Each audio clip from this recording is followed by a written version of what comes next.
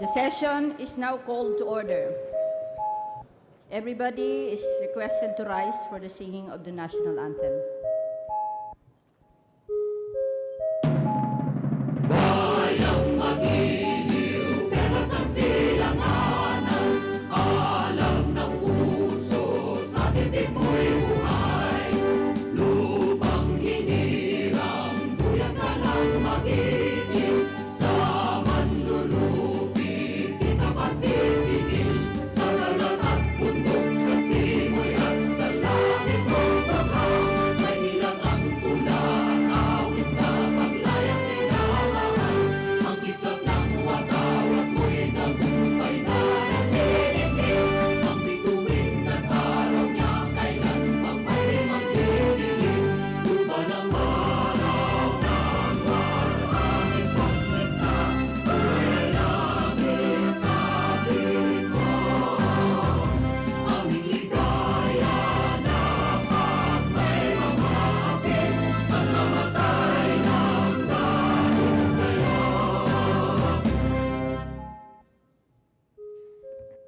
Please remain standing for the invocation to be led by Representative Jose Carlos Cari, 5th District of Leyte. God the Father, God the Son, God the Holy Spirit. Before we start our session, we ask you to cleanse us, clear our thoughts, purify our hearts, forgive our sins and the things we failed to do to glorify you. We thank you for giving us this opportunity to make a difference for our country. We ask you to guide us, that we may not falter. Show us your ways, teach us your path, that the good, the best, and the truth will prevail in this house. This we ask through your Son, Jesus Christ. Mother Mary, Blessed Virgin, pray for us. Alhamdulillah. Majority Leader. Good afternoon, Madam Speaker. Madam Speaker, I move that we call the roll of members.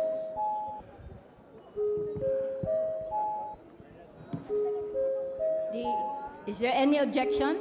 The chair here is none. The Secretary General shall call the roll of members. Roll call of members. Honorable Representatives Abaya, Abayon, Abellanosa, Abu, Abueg, Asharon, Acop, Acosta, Acosta Alba, Adiong, Adbincula, Agaraw, Agabaw, Aglipay Villar, Albano, Alcala, Alejano, Almario, Almonte, Alonte, Alvarez Franz, Alvarez Mercedes, Alvarez Pantaleon, Amante, Amatong, Andaya, Angara Castillo, Antonino, Antonio, Aquino Magsaysay, Aragones, Arbizon, Arcillas, Arenas, Atienza, Aumentado, Bagaw, Bagatsing, Bagilat, Banal, Barbers, Barzaga, Batawil, Batocabe, Bautista Bandigan, Belaro, Belmonte Feliciano, Belmonte Jose Christopher, Belmonte Ricardo, Benitez, Bernos, Bertiz, Biazon, Billones, Biron, Bolilla, Bondok, Bordado, Bravo Anthony, Bravo Maria Vida, Rosas, Bulot Begtang, Cagas, Calalang, Calderon, Calixorbiano, Caminero, Campos, Canama, Cari, Casilao, Castelo, Castro Franz, Castro Fred, Catamco, Cayetano, Celeste, Serapica, Ceriles, Chavez, Chipeco, Coanco, Collantes, Cortés, Fortuna, Cosalan, Crisólogo, Hua, Quaresma, Cueva, Dalipe, Datol, Daza, De Jesus, de Venecia, de Vera, de Pensor, del Mar, del Rosario, de Los Montalia, Dimaporo Abdullah, Dimaporo Muhammad Khalid, Duabit, Durano, Di, Elago, Enberga, Erice, Erigel, Ermita Buhain, Escudero, Espina, Espino, Estrella, Eusebio, Ebardoni, Pariñas, Fernando, Ferrer Juliet, Ferrer Luis, Ferriol, Florendo, Flores, Fortun, Fortuno, Fuentebella, Garbin, García Gwendolyn, García José Enrique, García Albano, Garin Oscar, Garin Sharon, Gasataya, Gatchalian, Heron, Go Ana Cristina, Go Mark, Gomez, Gonzaga, González Alexandria, González Aurelio Dong, González Fernando, Gorriceta, Gullias, Hernandez, Herrera D, Hopper, Halos Hos, Javier, Ko, Konghun, Labad-Labad, Lacson, Lagman, Lanete, Laogan, Lazatin, Liachon, Lee, Lim Kaishong, Lobregat, Lopez Benhar, Lopez Carlo, Lopez Manuel Luis, Loyola, Macapagal Arroyo, Mazeda, Madrona, Malapitan, Manalo, Mangawang, Mangudadato Suharto, Mangudadato Zahid, Marcoleta, Marcos, Mariño, Marquez, Martinez, Matugas, Meliana, Mending, Mendoza, Mercado, Mirasol, Montoro, Nava, Nieto, Noel, Nograles Jericho, Nograles Carlo, Nolasco, Núñez Malañaon, Huaminal, Ocampo, Olivares, Ong Edwin, Ong Henry, Ortega Pablo, Ortega Vininola, Pacquiao, Paduano, Palma, Pancho, Panganiban, Panotes, Papandayan, Pichay, Pimentel, Pineda, Plaza, Primicia Sagabas, Kimbo, Radaza, Ramirez Sato,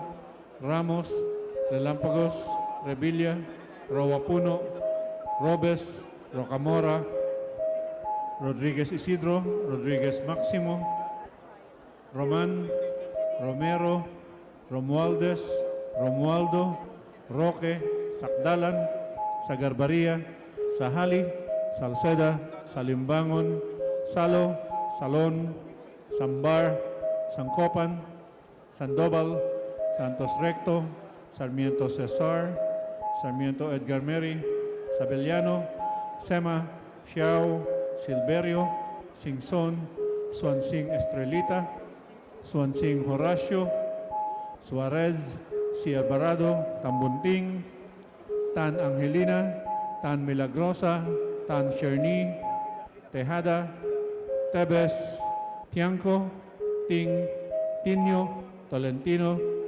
Treñas, Tugna, Tupas, Ti, Umali, Unabia, Ungab, Unico, Uy Juliet, Uy Rolando, Uy Barreta, Vargas, Vargas Alfonso, Velarde, Velasco, Velasco Jatera, Veloso, Vergara, Villafuerte, Villanueva, Villaraza Suarez, Villarica, Villarín, Biolago, Yap Arthur, Yap Melesio, Yap Victor, Yu, Zamora Maria Carmen, Zamora Ronaldo, Zarate Subiri.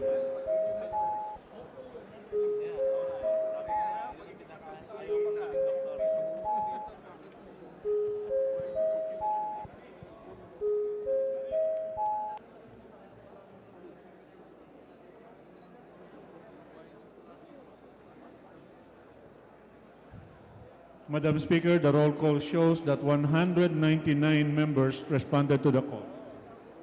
With 199 members responding to the call, the Chair declares the presence of a quorum. Majority Floor Leader. Madam Speaker, I move that we approve Journal number 54 of the session on January 24, 2018. Is there any objection? Hearing none, the said journal is approved. Majority. Madam Speaker, I move that we take up reference of business and bills on first reading, and for which please direct our Secretary General to read the numbers and the titles of the measures and such other matters. Is there any objection? Hearing none, the Chair declares the motion approved. The Secretary General is required to read the bills and resolutions on first reading for referral to the appropriate committees. Reference of business, bills on first reading, House Bill 7004, creating two additional branches of the MTC at Valenzuela City, Representative Gatchalian. The Committee on Justice. House Bill 7006, ensuring food security, increasing agricultural yield, productivity, and farmers' income, Representative Yap Arthur. To the Committee on Agriculture and Food. House Bill 7008, allowing the conversion of irrigated lands in the Philippines, Representative Kua. To the Committee on Agrarian Reform. House Bill 7009, prohibiting the manufacture, distribution, and sale of personal cosmetic products, Representative Castelo. Committee on Health. House Bill 7010, defining the crime of indiscriminate firing with casualty, Representative Castelo. To the Committee on Justice. House Bill 7011, converting the Provincial Science and Technology Center into Provincial Science and Technology Office in every province, Representatives Aumentado, Mangawang, Halusos. To the Committee on Science and Technology. House Bill number 7012, strengthening LGUs by rationalizing the formula of the annual internal revenue allotment share of LGUs, Representative Alejano. To the Committee on Local Government. House Bill 7013, prohibiting the holding period of mobile phones to a telecommunications company, Representative Romero. To the Committee on Information and Communications Technology. House Bill 7014, mandating the CHED to include the course on modern political systems, Representative Chipeco. To the Committee on Higher and Technical Education. House Bill 7015, extending the life of sound, Representative Uy Barreta. To the Committee on Energy. House Bill 7017, promoting the mainstream use of electric, hybrid, and other alternative fuel vehicles, Representative Vargas. To the Committee on Ecology.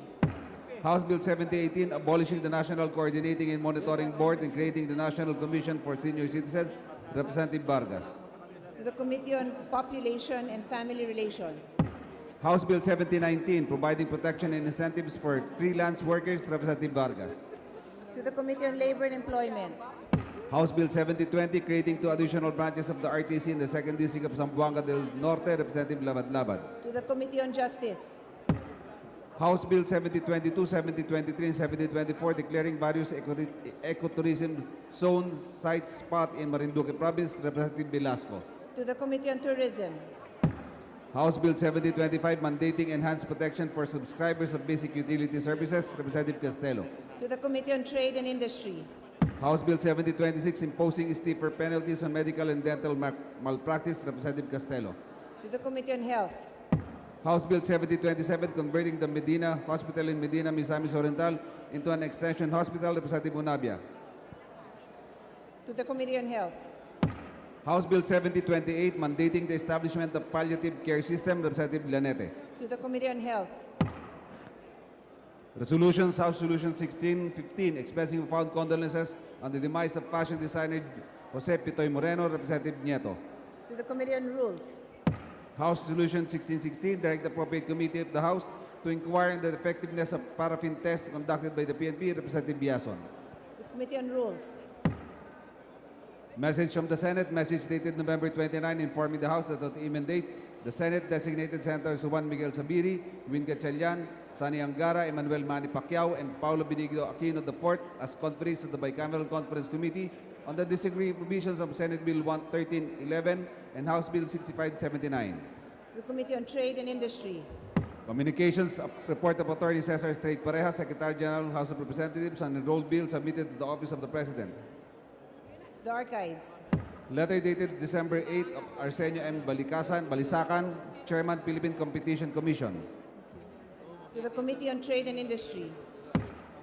Letter dated 14 December of Nestor A. Espinilla, Jr., Governor, BSP. The Committee on Banks and Financial Intermediaries. Letter dated 15 December of Maria Almasara, Sid Entuanyo Almador, OIC, Office of the Governor, BSP. To the Committee on Appropriations. Letter dated December 18 of Evelyn S. Marañon, State Auditor, COA. To the Committee on Appropriations. Letter dated December 19 of Catalina S. Cuy, OIC, DILG. Committee on Appropriations. Letter dated January 3 of Alan S. Bormeo, Regional Director, DPWH. The Committee on Public Works and Highways. Letter dated January 8 of Maria Gleda Ilim, State Auditor, COA. To the Committee on Appropriations. 2016 Annual Report of the BOI. The Committee on Trade and Industry. 2016 Annual Report of the SSS. To the Committee on Government, Enterprises and Privatization. Letters dated January 8, 11, and 19 of Roger Idino, Deputy Director, BSP. The Committee on Banks and Financial Intermediaries. Committee reports, report number 579, House Bill number 7016. The Committee on Rules. Report number 580 on House Bill number 7021. Committee on Rules. Report number 581 on House Bill number 7030. The Committee on Rules. Report number 582 on House Bill number 7033. Committee on Rules. Majority Floor Leader. Madam Speaker, with the leave of the House, I move that we take up bills on third reading. Any objections? Hearing none, motion is approved. Madam Speaker, I move that we take up House Bill number 6923, and for which please direct our Secretary General to read the title of the measure, and thereafter call the roll of the members for the nominal vote. The Secretary General is directed to read the title of the measure and thereafter to call the roll of members for nominal voting. House Bill number 6923, an act strengthening the Philippine Crop Insurance Corporation, repealing for the purpose Presidential Decree number 1467, entitled Creating the Philippine Crop Insurance Corporation, prescribing its powers and activities, providing for its capitalization, and for the required government premium subsidy, and for other purposes, as amended by Presidential Decree number 1733 and Republic Act number 8175. Roll call of members, consideration House Bill number 6923. Abaya, Abayon, Abellanosa, Abu, Abueg, Acharon, Acop, Acosta, Acosta Alba, Adjong, Advincula, Agaraw, Agabaw, Aglipay Bilyar, Albano, Alcala, Alejano, Almario, Almonte, Alonte, Alvarez Franz, Alvarez Mercedes, Alvarez Pantaleon, Amante, Amatong, Andaya, Angara Castillo, Antonino, Antonio, Aquino Magsaysay, Aragones, Arbison, Arcillas, Arenas, Atienza, Aumentado, Bagaw, Bagaching, Bagilat, Banal, Barbers, Barsaga, Batawil, Tukabe, Bautista Bandigan, Belaro, Belmonte Feliciano, Belmonte Jose Christopher, Belmonte Ricardo, Benitez, Bernos, Bertis, Biason, Billones, Biron, Bulilla, Bondok, Bordado, Bravo Anthony, Bravo Maravida, Brosas, Bulot Bigtang, Cagas, Kalalang,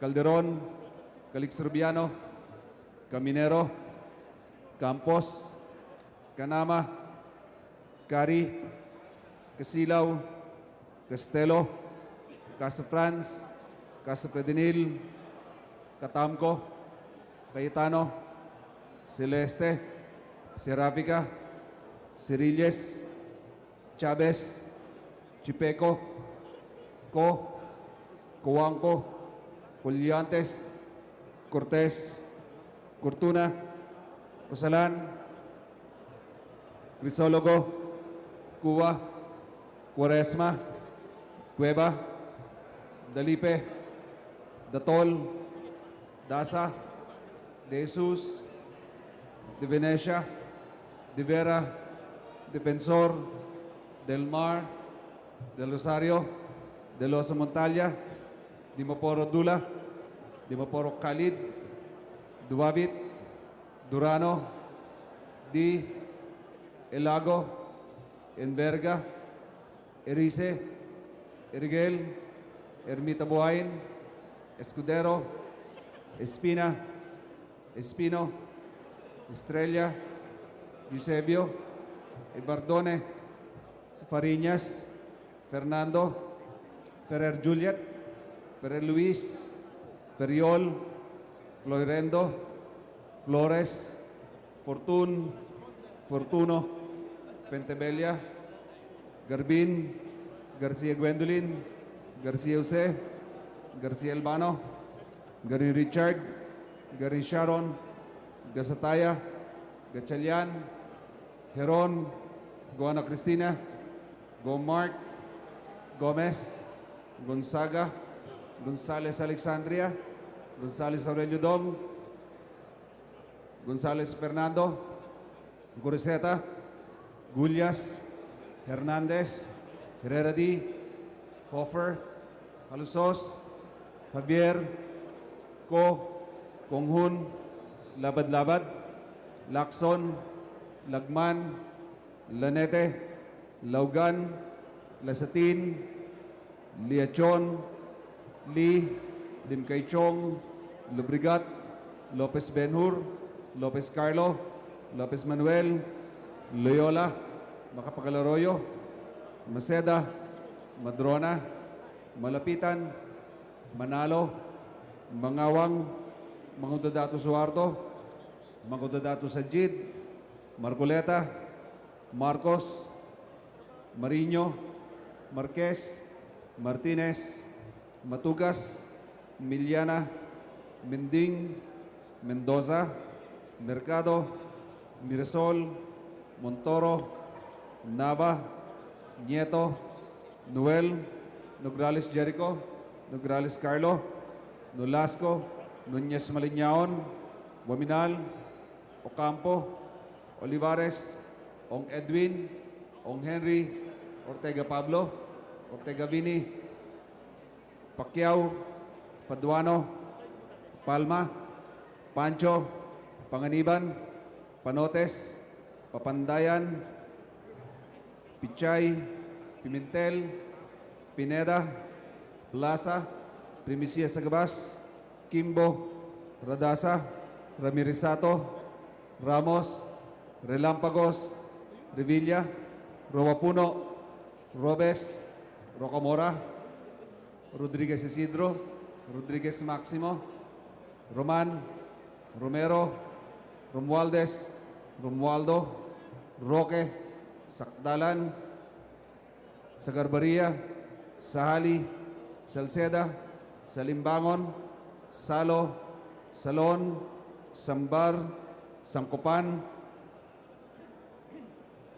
Sandoval, Santos Recto, Sarmiento Cesar, Sarmiento Edgar, Sabillano, Sema, Xiao, Silverio, Singson, Swansing Estrelita, Swansing Horacio, Suarez, Si Alvarado, Tambunting, Tan Angelina, Tan Milagrosa, Tan Shirley, Tejada, Teves, Chanco, Ting, Tiño, Tolentino, Treñas, Tugna, Tupas, Ti, Umali, Unabia, Ungab, Unico, Uy Juliet, Uy Rolando, Uy Bareta, Vargas, Vargas Alfonso, Vilarde, Velasco, Velasco Catera, Veloso, Vergara, Villapuerte, Villanueva, Villarasa Suarez, Villarica,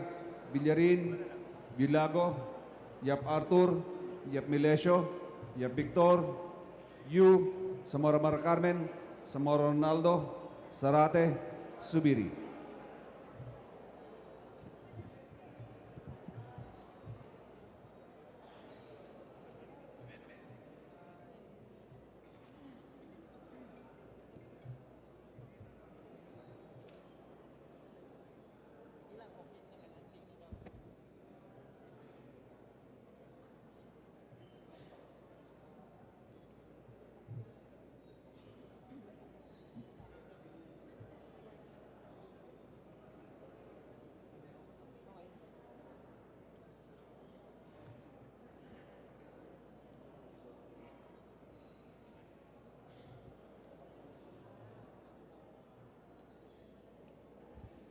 With 197 members voting in the affirmative, none in the negative, and no abstentions, House Bill number 6923 is approved and on third and final reading.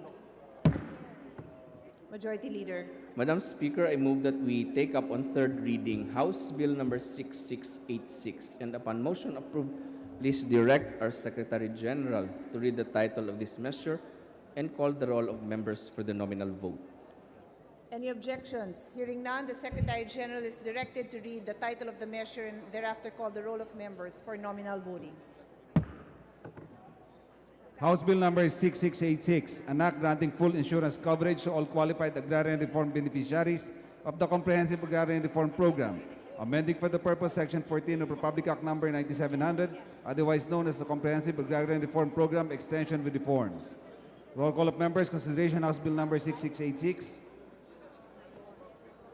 Abaya, Abayon, Abellanosa, Abu, Abueg, Acharon, Acop, Acosta, Acosta Alba, Adjong, Advincula, Agaraw, Agabao, Aglipay Villar, Albano, Alcala, Alejano, Almario, Almonte, Alonte, Alvarez France, Alvarez Mercedes, Alvarez Pantaleon, Amante, Amatong, Andaya, Angara Castillo, Antonino, Antonio, Aquino Magsaysay, Aragones, Arbizon, Arcillas, Arenas, Atienza, Aumentado, Bagaw, Bagaching, Bagilat, Banal, Barbers, Barsaga, Batawil, Batucabe, Bautista Bandigan, Belaro, Belmonte Feliciano, Belmonte Jose Christopher, Belmonte Ricardo, Benitez,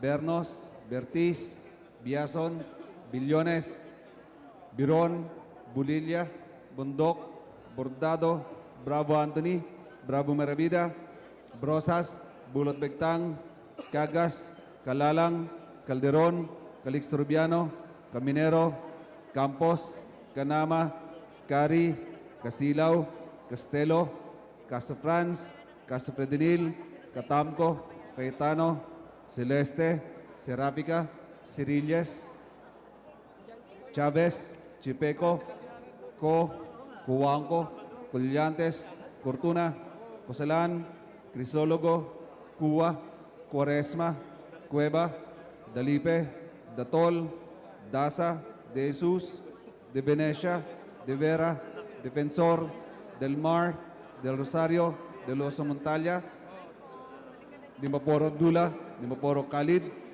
Durano, Duavit, Di, Elago, Enverga, Erice, Erigel, Ermita Buhain, Escudero, Espina, Espino, Estrella, Eusebio, Ibardone, Fariñas, Fernando, Ferrer Juliet, Ferrer Luis, Feriol, Floirendo, Flores, Fortun, Fortuno, Fentebella, Garbin, Garcia Gwendolyn, Garcia Jose, Garcia Albano, Gary Richard, Garin Sharon, Casataya, Gatchalian, Heron, Guana Cristina, Go Mark, Gomez, Gonzaga, Gonzales Alexandria, Gonzales Aurelio Dong, Gonzales Fernando, Goriseta, Gullias, Hernandez, Herrera D, Popper, Halosos, Javier, Co, Konghun, Labad-Labad, Lacson, Lagman, Lanete, Laugan, Lasatin, Liachon, Lee, Lim Kay Chong, Lubrigat, Lopez Benhur, Lopez Carlo, Lopez Manuel, Loyola, Macapagal-Arroyo, Maceda, Madrona, Malapitan, Manalo, Mangawang, Mangondodato Suarto, Mangondodato Sajid, Marcoleta, Marcos, Mariño, Marquez, Martinez, Matugas, Miliana, Mending, Mendoza, Mercado, Mirasol, Montoro, Nava, Nieto, Noel, Nograles Jericho, Nograles Carlo, Nolasco, Nunez Maleñaon, Guaminal, Ocampo, Olivares, Ong Edwin, Ong Henry, Ortega Pablo, Ortega Vini, Pacquiao, Paduano, Palma, Pancho, Panganiban, Panotes, Papandayan, Pichay, Pimentel, Pineda, Plaza, Primicia Sagabas, Kimbo, Radasa, Ramiresato, Ramos, Relampagos, Revilla, Roapuno, Robes, Rocamora, Rodriguez Isidro, Rodriguez Maximo, Roman, Romero, Romualdez, Romualdo, Roque, Sakdalan, Sagarbaria, Sahali, Salceda, Salimbangon, Salo, Salon, Sambar, Sangkopan, Sandoval, Santos Recto, Sarmiento Cesar, Sarmiento Edgar, Sabillano, Sema, Xiao, Silverio, Singson, Swansing Estelita, Swansing Horacio, Suarez, Si Alvarado, Tan Bunting, Tan Angelina, Tan Milagrosa, Tan Sherny, Tejada, Teves, Chanco, Ting, Tino, Tolentino, Treñas, Tugna, Tupas, Ti, Umali, Unabia, Ungab, Unico, Uy Juliet, Uy Rolando, Uy Barreta, Vargas, Vargas Alfonso, Velarde, Velasco, Velasco Catera, Veloso, Vergara, Villapuerte, Villanueva, Villarasa Suarez, Villarica, Villarin, Villago, Yap Artur, Yap Milesio, Yap Victor, Yu, Samora Marcamen, Samora Ronaldo, Sarate, Subiri.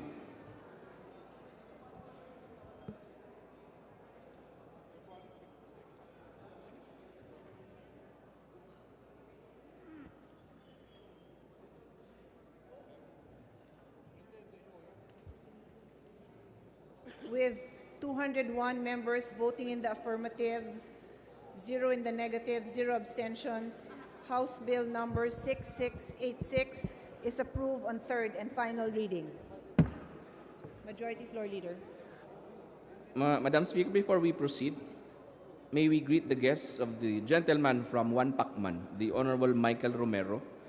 They are members of the United Community Alliance of Pasig. We have Gil Alistero, we have Marcos Aquino, Helen Vasquez, Antonio Bello, Romy Tubale, Yolanda Arol, Alma Austero, Teresita Hernandez, Dali Paler, Patricio Ramirez, and also from Batang Spartan Marikina. We have Eric Sungkuan, Maria Cecilia Piol, Leo Genesis Nicolas, Hiro Watson, Jeffrey Angeles, Charlene de la Paz, Mary D. Gonzaga, and Christine Ann Santos. May we ask the guests to stand so the members of the House may greet and give you our warm welcome. Welcome. Thank you. Majority Floor Madam Leader. Speaker, I move that we take up on third reading House Bill number 6743. And upon motion approved, please direct our Secretary General to read the title of the measure and call the roll of members for the nominal vote. Any objections? Hearing none, the Secretary General is directed to read the title of the measure and thereafter call the roll of members for nominal voting. House Bill number 6743, an act encouraging volunteerism during emergencies by protecting volunteers from liability. Roll call of members, consideration House Bill number 6743. Abaya, Abayon, Abellanosa, Abu, Abueg, Acharon, Acop, Acosta, Acosta Alba, Adjong, Advincula, Agaraw, Agabaw, Aglipay Villar, Albano, Alcala, Alejano, Almario, Almonte, Alonte, Alvarez Franz, Alvarez Mercedes, Alvarez Pantaleon, Amante, Amatong, Andaya, Angara Castillo, Antonino, Antonio, Aquino Magsaysay, Aragones, Arbizon, Arcillas, Arenas, Atienza, Aumentado, Bagaw, Bagaching, Bagilat, Banal, Barbers, Barsaga, Batawil, Batucabe, Bautista Bandigan, Belaro, Belmonte Feliciano, Belmonte Jose Christopher, Belmonte Ricardo, Benitez, Bernos, Bertiz, Biason, Billones, Biron, Bulilla, Bundok, Bordado, Bravo Anthony, Bravo Merabida, Brosas, Bulot Bigtang, Cagas, Calalang, Calderon, Calixtrobiano, Cabinero, Campos, Canama, Cari, Casilaw, Castelo, Casa Franz, Casa Predenil, Catamco, Cayetano, Celeste, Serapica, Cirilles, Chavez, Chipeco, Coanco, Collantes, Cortés, Cortuna, Rosalan, Crisólogo, Cuba, Cuaresma, Cueva, Dalipe, Datol, Daza, De Jesus, De Venecia, De Vera, Defensor, Del Mar, Del Rosario, Del Oso Montalia, Dimaporo Abdullah, Dimaporo Khalid, Duabit, Durano, Di, Elago, Enverga, Erice, Erigel, Ermita Buhain, Escudero, Espina, Espino, Estrella, Eusebio, Ibardone, Fariñas, Fernando, Ferrer Juliet, Ferrer Luis, Feriol, Floirendo, Flores, Fortuno, Pentebella, Garbin, Garcia Gwendolyn, Garcia Jose, Garcia Albano, Gary Richard, Gary Sharon, Gasataya, Gatchalian, Heron, Goana Cristina, Go Mark, Gomez, Gonzaga, Gonzales Alexandria, Gonzales Aurelio Dong, Gonzales Fernando, Goriseta, Gullas, Hernandez, Herrera D, Hoffer, Halosos, Javier, Konghun, Labad-Labad, Lacson, Lagman, Lanete, Laugan, Lasatin, Liachon, Limkaychong, Lobrigat, Lopez Benhur, Lopez Carlo, Lopez Manuel, Loyola, Macapagal-Arroyo, Maceda, Madrona, Malapitan,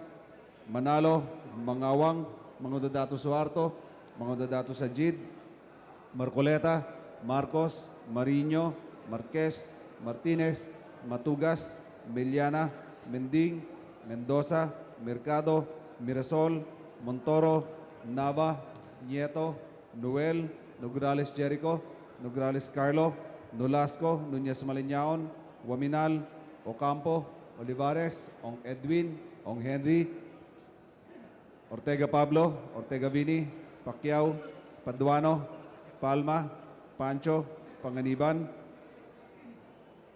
Panotes, Papandayan, Pichay, Pimentel, Pineda, Plaza, Tumisia Sagabas, Kimbo, Radasa, Ramirez Sato, Ramos, Relampagos, Revilla, Roapuno, Robes, Rocamora, Rodriguez Isidro, Rodriguez Maximo, Roman, Romero, Romualdez, Romualdo, Roque, Sakdalan, Sagarbaria, Sahali, Salceda, Salimbangon, Salo, Salon, Sambar, Sangkopan, Sandoval, Santos Recto, Sarmiento Cesar, Sarmiento Edgar, Sevillano, Sema, Xiao, Silverio, Singson, Suansing Estelita, Suansing Horacio, Suarez, Si Alvarado, Tambunting, Tan Angelina, Tan Milagrosa, Tan Sherney, Tejada, Teves, Chanco, Ting, Tiño, Tolentino, Treñas, Tugna, Tupas, Ti, Umali, Unabia, Ungab, Unico, Uy Juliet, Uy Rolando, Uy Bareta, Vargas, Vargas Alfonso, Velarde, Velasco, Velasco Catera, Veloso, Vergara, Villafuerte, Villanueva, Villarasa Suarez, Villarica, Villarin, Vilago, Yap Arthur, Yap Milesio, Yap Victor, Yu, Samora Marcamen, Samora Ronaldo, Sarate, Subiri.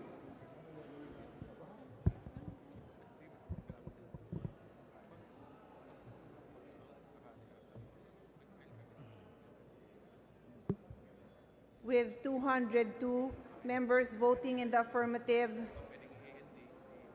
zero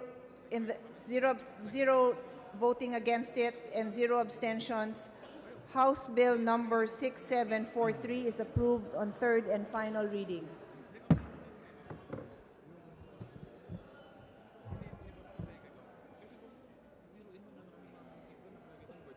Madam Speaker, Majority Floor Leader.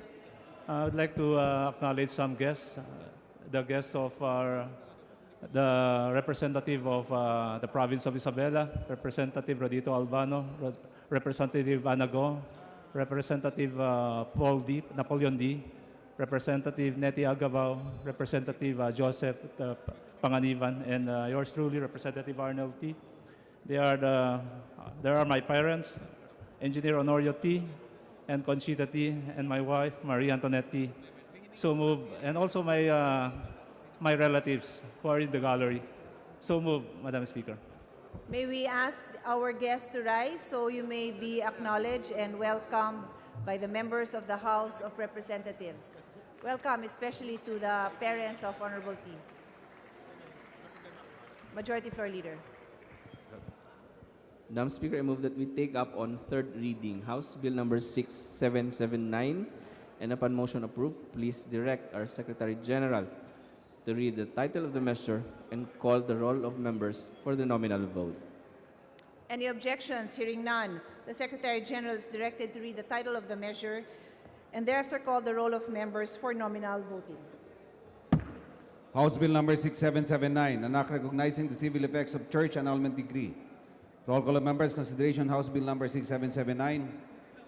Abaya, Abayon, Abellanosa, Abu, Abueg, Acharon, Acop, Acosta, Acosta Alba, Adjong, Advincula, Agaraw, Agabao, Aglipay Villar, Albano, Alcala, Alejano, Almario, Almonte, Alonte, Alvarez France, Alvarez Mercedes, Alvarez Pantaleon, Amante, Amatong, Andaya, Angara Castillo, Antonino, Antonio, Aquino Magsaysay, Aragones, Arbizon, Arcillas, Arenas, Atienza, Aumentado, Bagaw, Bagaching, Bagilat, Banal, Barbers, Barsaga, Batawil, Batucabe, Bautista Bandigan, Belaro, Belmonte Feliciano, Belmonte Jose Christopher, Belmonte Ricardo, Benitez, Bernos, Bertiz, Biason, Billones, Biron, Bulilla, Bundok, Bordado, Bravo Anthony, Bravo Meravida, Brosas, Bulutbigtang, Cagas, Calalang,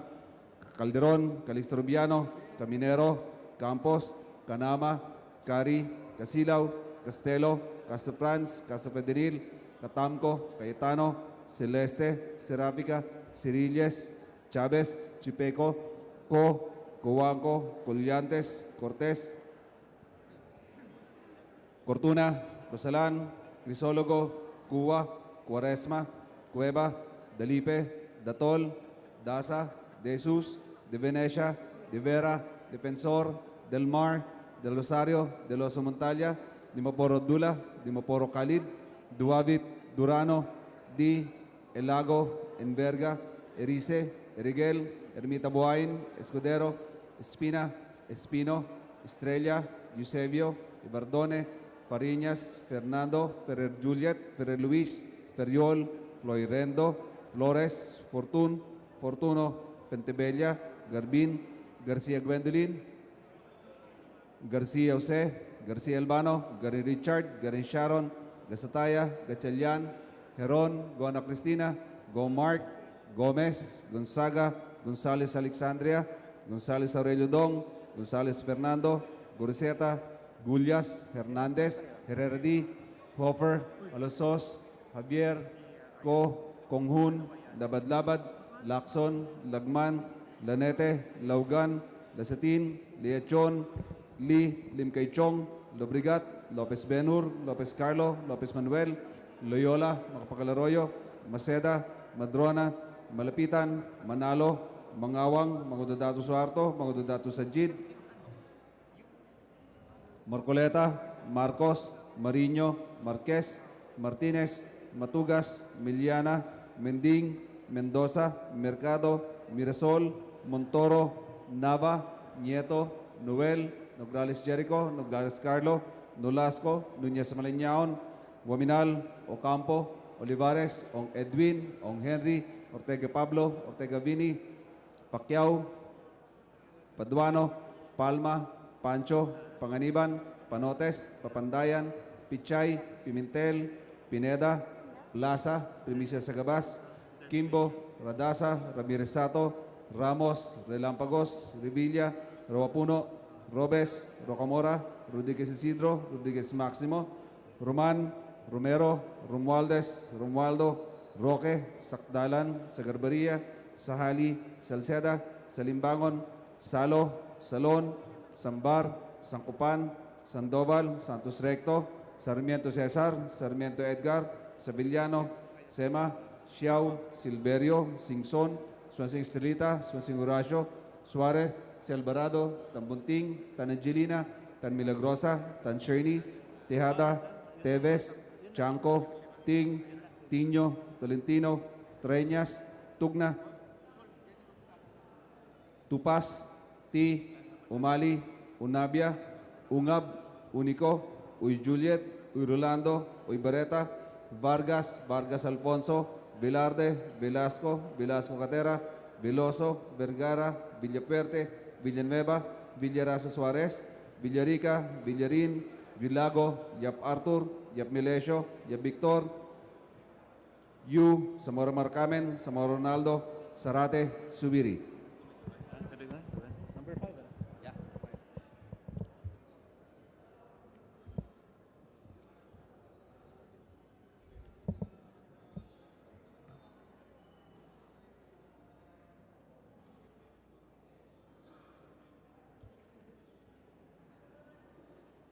With 203 members voting in the affirmative, no votes against, no abstentions, House Bill number 6779 is approved on third and final reading.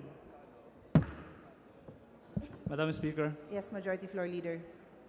I move for consideration on third reading House Bill 6893 and request the Secretary General be directed to read the title of the bills and thereafter call a nominal voting. So move, Madam Speaker. Any objections? Hearing none, the Secretary General is directed to read the title of the measure and thereafter call the roll of members for nominal voting.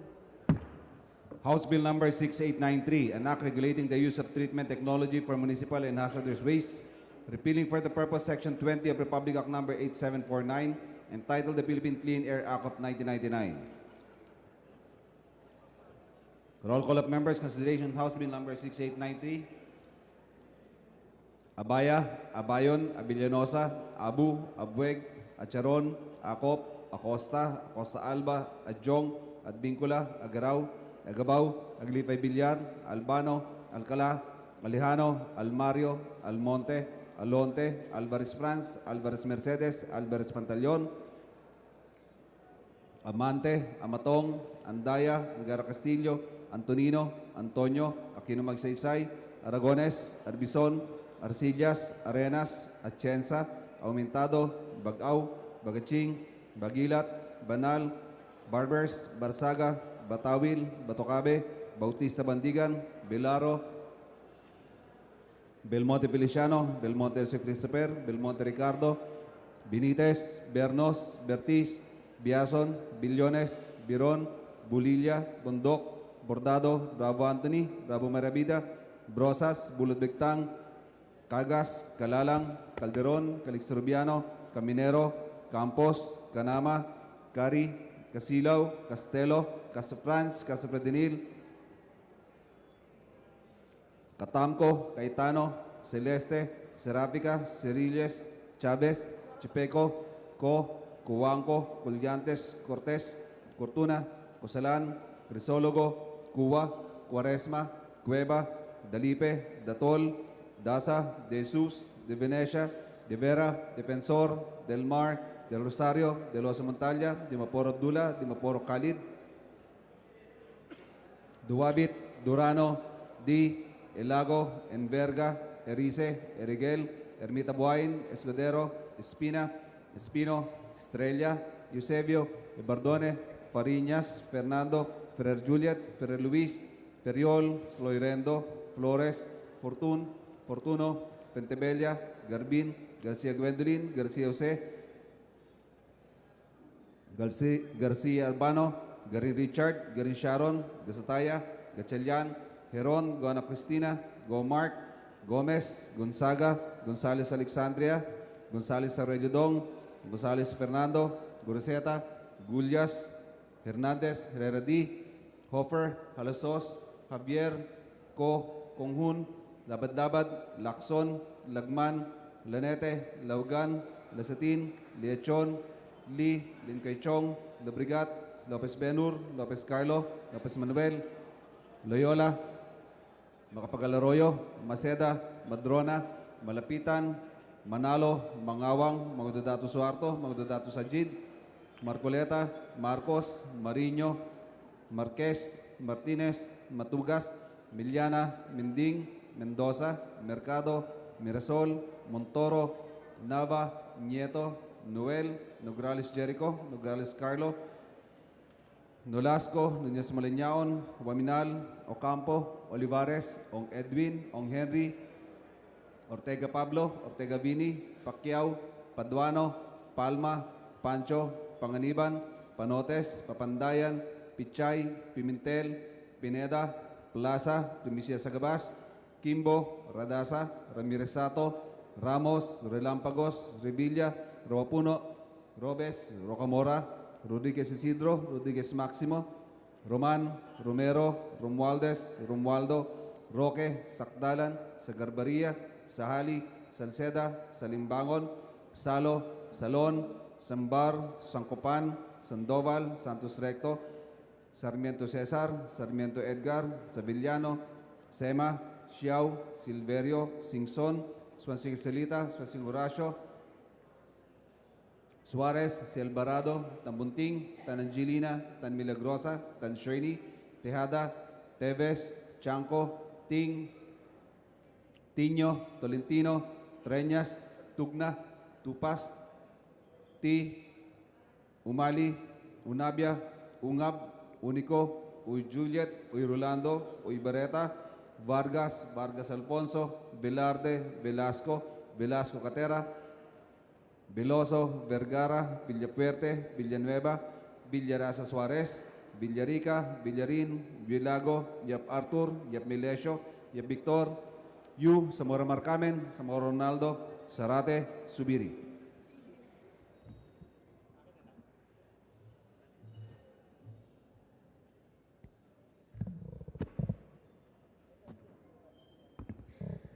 With 204 members voting in the affirmative, no votes against, and no abstentions, House Bill number 6893 is approved on third and final reading. Majority Floor Leader.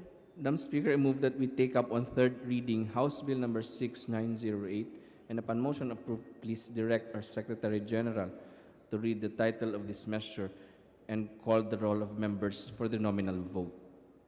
Any objections? Hearing none, the Secretary General is directed to read the title of the measure and thereafter call the roll of members for nominal voting.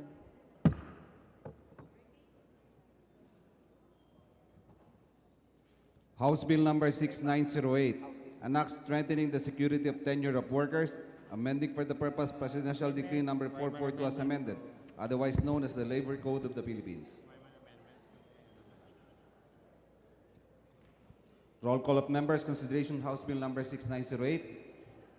Abaya, Abayon, Abilianosa, Abu, Abueg, Acharon, Acop, Acosta, Acosta Alba, Adjong, Advincula, Agrao, Agabao, Aglipay Villar, Albano, Alcala, Alejano, Almario, Almonte, Alonte, Alvarez France, Alvarez Mercedes, Alvarez Pantaleon, Amante, Amatong, Andaya, Angara Castillo, Antonino, Antonio, Aquino Magsaysay, Aragones, Arbizon, Arcillas, Arenas, Atienza, Aumentado, Bagao, Bagaching, Bagilat, Banal,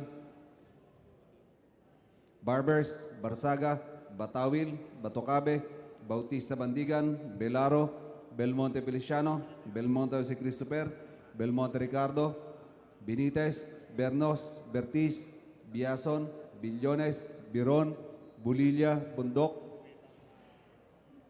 Bordado, Bravo Anthony, Bravo Marabida, Basas. Madam Speaker. Yes, Madam Speaker. Yes, what is the pleasure of Her Honor?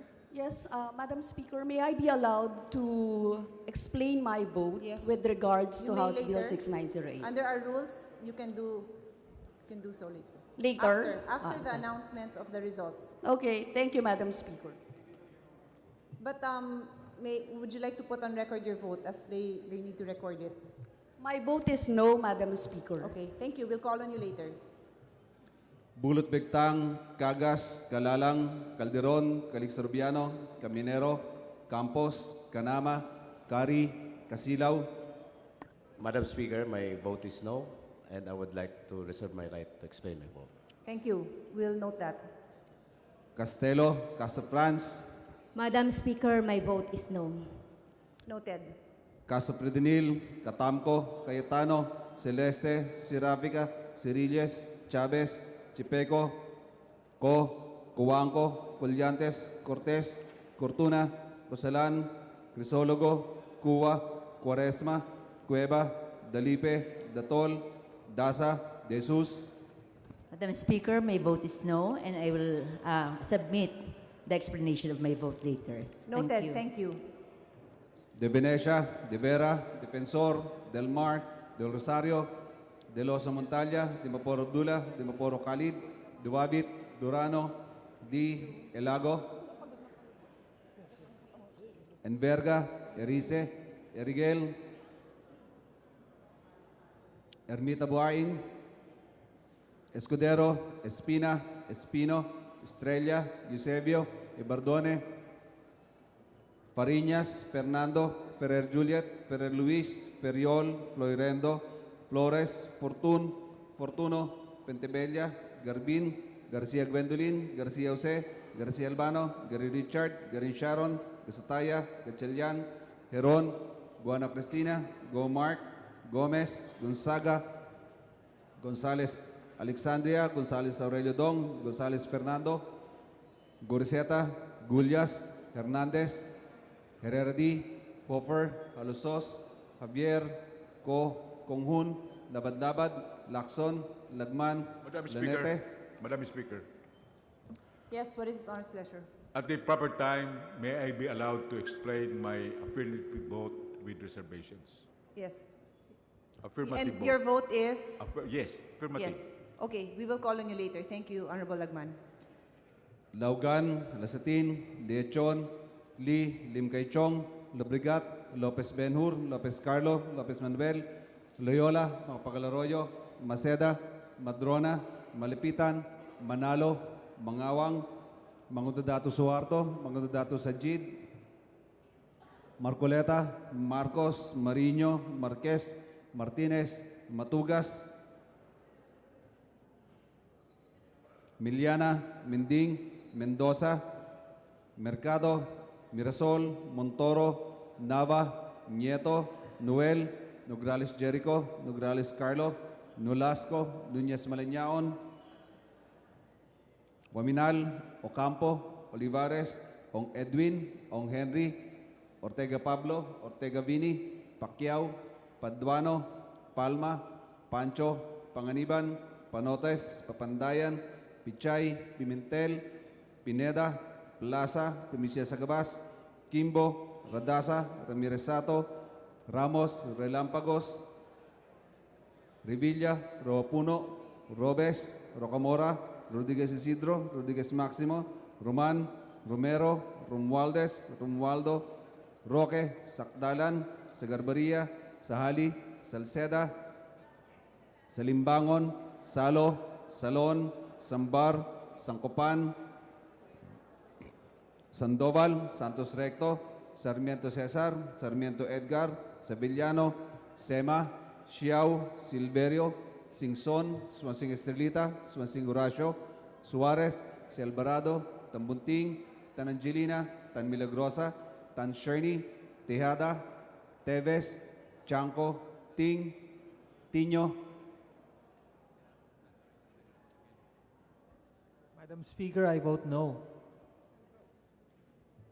Tolentino, Treñas, Tugna, Tupas, T, Umali, Unabia, Ungab, Unico, Uy Juliet, Uy Rolando, Uy Beretta, Vargas, Vargas Alfonso, Velarde, Velasco, Velasco Catera, Veloso, Vergara, Villapuerte, Villanueva, Villarasa Suarez, Villarica, Villarin, Vilago, Yap Arthur, Yap Milesio, Yap Victor, Yu, Zamora Mar Carmen, Zamora Ronaldo, Zarate. Madam Speaker, may I be allowed later to explain my negative vote? Yes, Honorable Zarate. Subiri.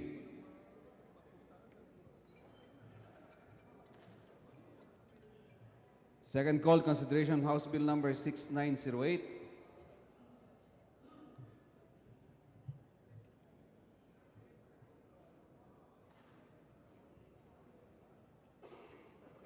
Alvarez Mercedes, Andaya, Atienza. Mr. Speaker, I'd like to request the chair to allow me to explain my vote, as I am voting in favor, but I'd like to explain it. Noted. We will call on you later, Honorable Atienza. De Venecia, Swasing Salita, Swasing Horacio.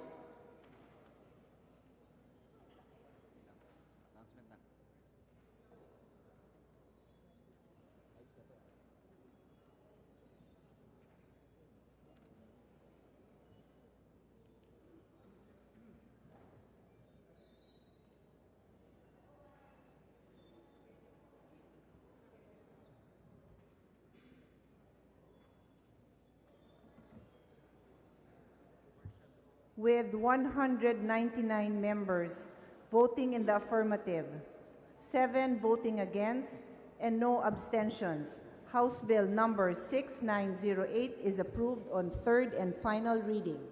Madam Majority Speaker, Floor may Leader- we now proceed with the explanation of Yes. votes in the order they were manifested. Please proceed, Majority Floor Leader. Maybe you could call on them. I think it was Rep. Arlene Brosas who was the first. In that case, may we now recognize the Honorable Brosas for her explanation. The And I Honorable also Brosas. move that the lady be given 3 minutes for her explanation. Yes, the Honorable Brosas is recognized. You may proceed. You have 3 minutes. Thank you, Madam Speaker. Madam Speaker, mga kapwa ko kinatawan, ang representasyong ito ay tutol sa pagsasabatas ng House Bill 6908. Mga kapwa ko mambabatas, sa pagsisimula pa lamang ng bagong administrasyon, ibinandera na ni Pangulong Duterte ang di umano'y kanyang adhikain na wakasan ng ENDO. Ang kontraktualisasyon ay isang masahol na modus ng mga kapitalista upang alisin ang tuwirang relasyon nito sa mga manggagawa.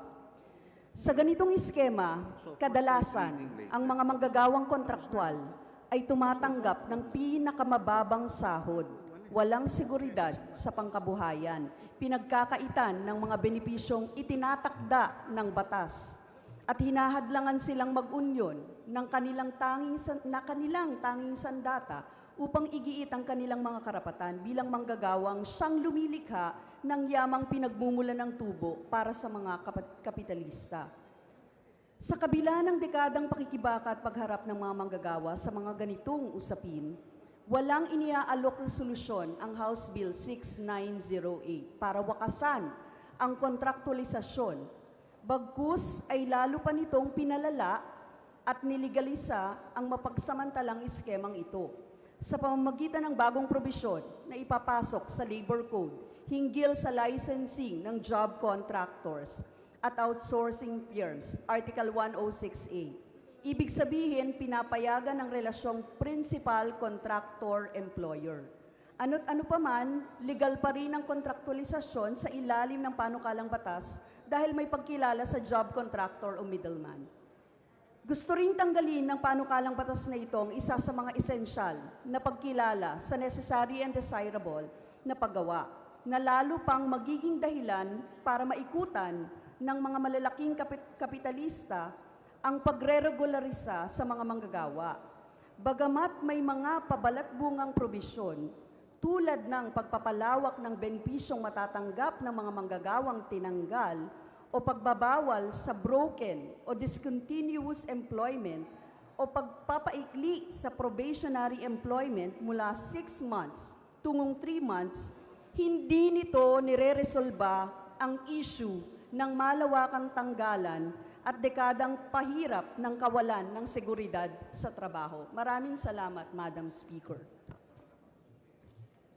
Thank you, Rep. Rosas, Majority Floor Leader.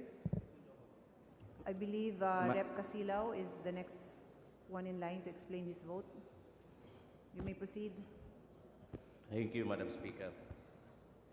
No po ang boto ng kinatawang ito sa mga kadahilan ng sumusunod.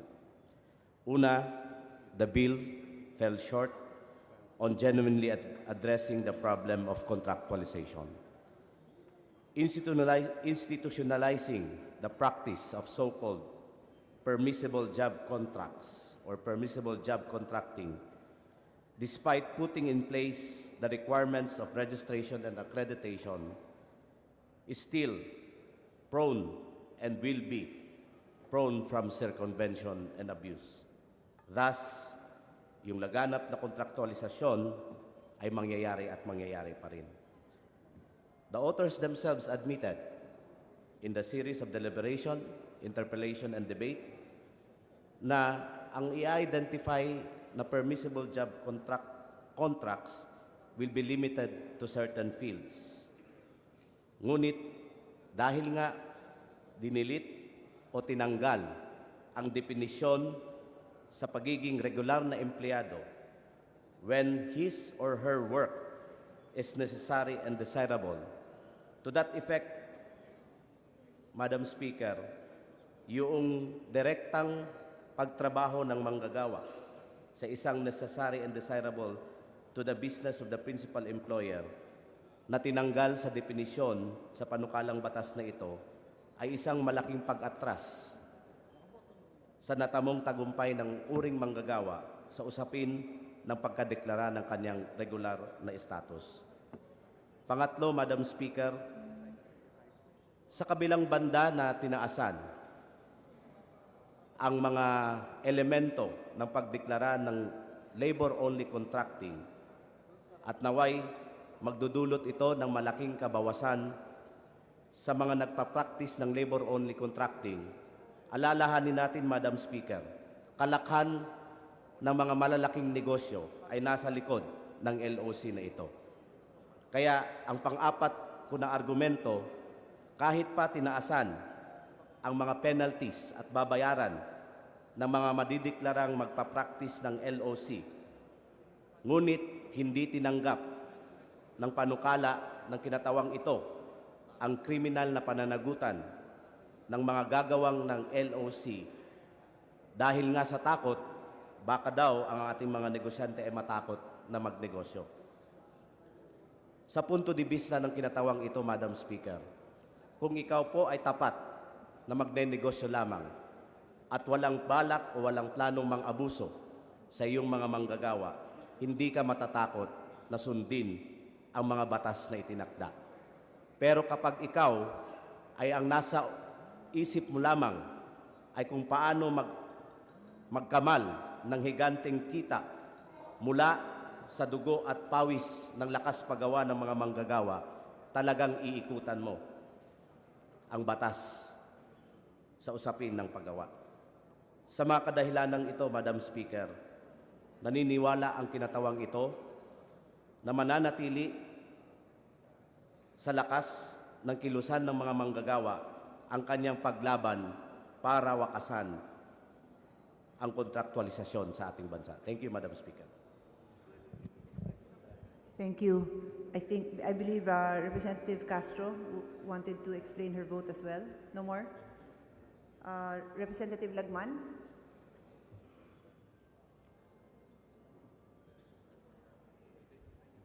Please proceed. Madam Speaker, thank you. Stamping out irregular contractualization and the pernicious practice of ENDO is long overdue. It is for this reason that I vote yes for the bill. But I have serious concerns and reservations which could be addressed in the bicameral conference committee, like the following. 1. All possible loopholes in the bill which could be exploited by erring employers must be plugged, or much better, deleted. 2. Provisions protecting workers from illegal dismissal must include constructive dismissal, like, among others, transfer to an inferior position. 3. Project employees who are repeatedly rehired by their employers should be considered regular employees consistent with decisions of the Supreme Court. 4. The jurisdiction toward moral and other damages to illegally dismissed workers should be with the National Labor Relations Commission and the competent regular courts, with the aggrieved worker exercising the option where to file the claim because the NLRC in most cases fail to award damages. And 5, in addition to a fine, appropriate imprisonment must be imposed on errant employers based on malum prohibitum under special penal laws, not on malum in se or malis under the revised penal code. I reiterate, Madam Speaker, that I vote yes, but with strong reservations, which could be addressed in the bicameral conference committee. Thank you. Thank you, Representative Lagman. Representative Zarate. You may proceed. Maraming salamat, Madam Speaker. Madam Speaker, bagamat ang kinatawan na ito ay author ng House Bill number 1208 prohibiting labor contractualization at isa sa mga panukalang batas na na-consider bago nagkaroon ng substitute bill, tayo po ay bumoboto ng no dito sa House Bill number 6908. Matagal na pong panawagan ng ating mga manggagawa ang pagwawakas ng kontraktualisasyon at ipinaglalaban po ito ng bayan muna sa loob at labas ng Kongreso. Ngunit hindi po ang House Bill number 6908 ang katuparan sa pagwawakas ng mapagsamantalang kontraktualisasyon sa ating bayan. Sa halip, ito ay puspos na mga probisyong madaling paikutan ng mga negosyante at korporasyong sumisiil sa karapatan ng mga manggagawa at humuhuthot ng pinakamalaking tubo sa kanilang pinagpapaguran. Isang usapin rito ang pagtanggal, Madam Speaker, ng terminong quote, necessary or desirable, o close quote, sa Section 295 ng panukalang batas. Ang pagtanggal ng katagang ito ay bumabakbak sa pag-asang regularisasyon ng mga manggagawa. Dahil, Madam Speaker, kahit kinakailangan ang lakas paggawa o kakayahan ng isang manggagawa sa operasyon ng negosyo ay hindi na dahilan ito upang siya ay maging regular. Sa halip, ibabatay na lamang ang regularisasyon sa tagal ng kanilang pagsiserbisyo. Delikado po ito sapagkat karanasan na ng mga manggagawa, lalo na sa malalaking kumpanya na ang kanilang trabaho kahit ito ay parte ng pagpapatakbo ng negosyo o opisina ay ginagawang kontraktual. Nagbubukas ang pagtatanggal ng terminong necessary or desirable sa lalong paglaganap ng kontraktualisasyon ng trabaho sa lahat na bahagi ng operasyon ng mga negosyo. Isa pang malaking usapin ay ang pagpapalawig ng definisyon ng job contractors habang pinapakitid ng panukalang batas na ito ang definisyon ng regular na empleyo. Tila baga, Madam Speaker, na habang ipinagbabawal natin ang labor-only contracting, tuloy na isa sa batas naman, panaman din natin ang job contractualization. Mga kapwa mambabatas, Madam Speaker, malayo na ang naabot para sa kasiguruhan ng empleyo ng ating mga kababayan. Sana ay isagad na natin ang kanilang tagumpay. Wakasan ang kontraktualisasyon, karapatan sa seguridad sa trabaho dapat ipaglaban. Maraming salamat at magandang hapon. Salamat, Rep. Zarate. And may we call on Rep. Atienza. Rep. Atienza, it's your turn. You may proceed. Maraming salamat po, Madam Speaker. Thank you, Mr. Majority Floor Leader.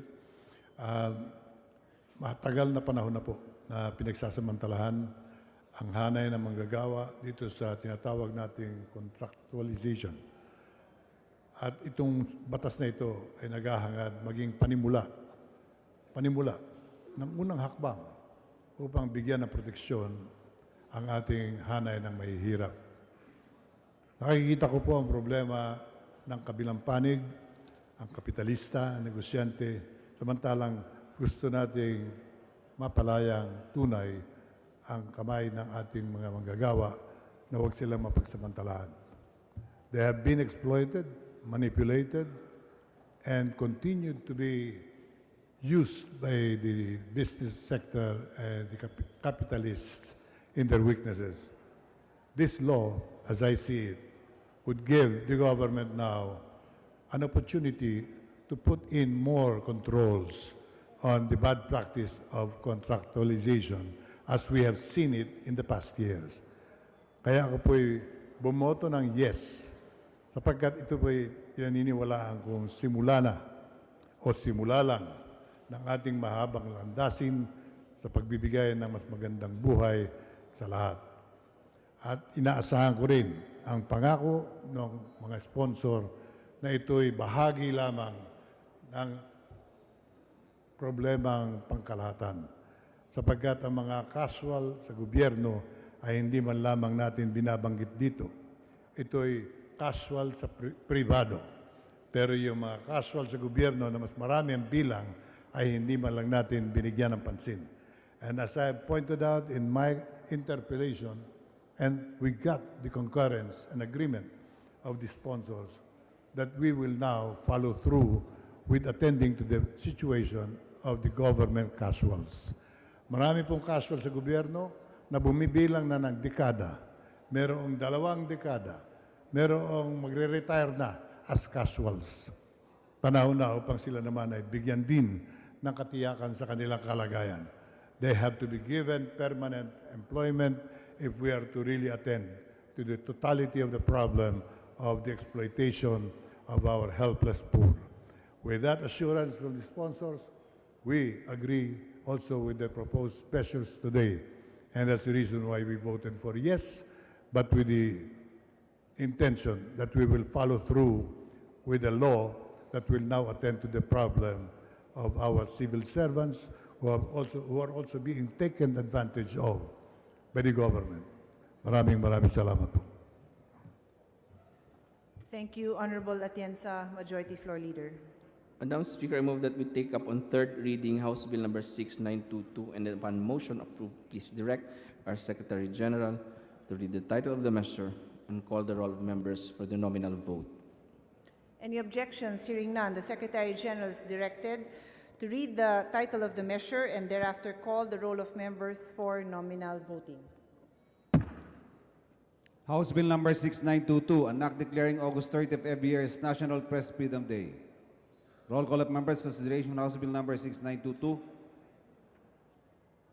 Abaya, Abayon, Abellanosa, Abu, Abueg, Acharon, Acop, Acosta, Acosta Alba, Adjong, Adbincula, Agrao, Agabaw, Aglipay Villar, Albano, Alcala, Alejano, Almario, Almonte, Alonte, Alvarez Franz, Alvarez Mercedes, Alvarez Pantaleon, Amante, Amatong, Andaya, Angara Castillo, Antonino, Antonio, Aquino Magsaysay, Aragones, Arbison, Arcillas, Arenas, Atienza, Aumentado, Bagaw, Bagaching, Bagilat, Banal, Barbers, Barsaga, Batawil, Batocabe, Bautista Bandigan, Belaro, Belmonte Feliciano, Belmonte Jose Christopher, Belmonte Ricardo, Benitez, Bernos, Bertiz, Biason, Billones, Biron, Bulilla, Bundok, Bordado, Bravo Anthony, Bravo Marabida, Brosas, Bullet Bigtang, Cagas, Calalang, Calderon,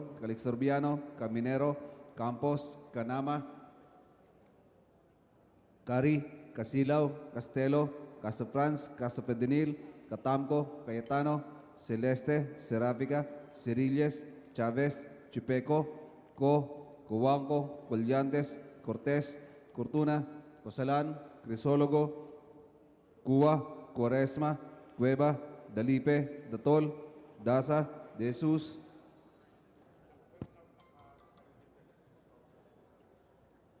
De Venecia, De Vera, Defensor, Del Mar, De Rosario, De Los Montalia, Di Maporo Abdullah, Di Maporo Khalid, Duwabit, Durano, Di, Elago, Enverga, Erice, Erigel, Ermita Buain, Escudero, Espina, Espino, Estrella, Eusebio, Ebardone, Fariñas, Fernando, Ferrer Juliet, Ferrer Luis, Ferriol, Floirendo, Flores, Fortuno, Pentebella, Garbin, Garcia Gwendolyn, Garcia Jose, Garcia Albano, Garin Richard, Garin Sharon, Gasataya, Gachelian, Heron, Goana Cristina, Go Mark, Gomez, Gonzaga, Gonzales Alexandria, Gonzales Aurelio Dong, Gonzales Fernando, Goroseta, Gullas, Hernandez, Hererdi, Hofer, Halosos, Javier, Conjun, Labad-Labad, Lacson, Lagman, Lanete, Laugan, Lasatin, Liechon, Limcaychong, Lobrigat, Lopez Benur, Lopez Carlo, Lopez Manuel, Loyola, Mapaglaroyo, Maceda, Madrona, Malapitan, Manalo, Mangawang, Mangododato Suarto, Mangododato Sajid, Marcoleta, Marcos, Mariño, Marquez, Martinez, Matugas, Miliana, Mending, Mendoza, Mercado, Mirasol, Montoro, Nava, Nieto, Noel, Nograles Jericho, Nograles Carlo, Nolasco, Núñez Maliñaon, Waminal, Ocampo, Olivares, Ong Edwin, Ong Henry, Ortega Pablo, Ortega Vini, Pacquiao, Paduano, Palma, Pancho, Panganiban, Panotes, Papandayan, Pichay, Pimentel, Pineda, Plaza, Primicia Sagabas, Kimbo, Radasa, Ramirez Sato, Ramos, Relampagos, Revilla, Roapuno, Robes, Rocamora, Rodriguez Isidro, Rodriguez Maximo, Roman, Romero, Romualdez, Romualdo, Roque, Sakdalan, Sagarbaria, Sahali, Salceda, Salimbangon, Salo, Salon, Sambar, Sankupan, Sandoval, Santos Recto, Sarmiento Cesar, Sarmiento Edgar, Sevillano, Sema, Xiao, Silverio, Singson, Suensing Celita, Suensing Horacio, Suarez, Si Alvarado, Tambunting, Tan Angelina, Tan Milagrosa, Tan Sherny, Tejada, Teves, Chanco, Ting, Tiño, Tolentino, Treñas, Tugna, Tupas, Ti, Umali, Unabia, Ungab, Unico, Uy Juliet, Uy Rolando, Uy Beretta, Vargas, Vargas Alfonso, Velarde, Velasco, Velasco Catera, Veloso, Vergara, Villaperte, Villanueva, Villaraza Suarez, Villarica, Villarin, Villago, Yap Arthur, Yap Melesio, Yap Victor, Yu, Zamora Marcamen, Zamora Ronaldo, Sarate, Subiri.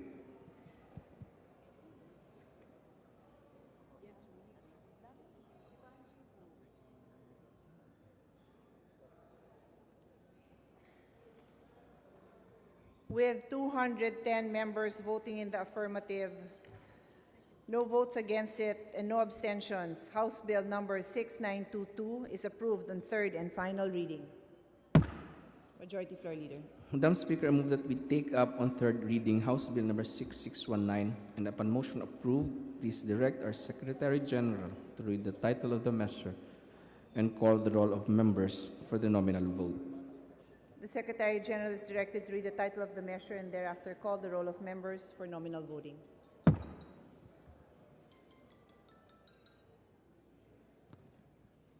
House Bill number 6619, an act increasing the bed capacity of the Baguio General Hospital and Medical Center from 500 to 800 beds and appropriating funds therefore. Roll call of members. Consideration House Bill number 6619.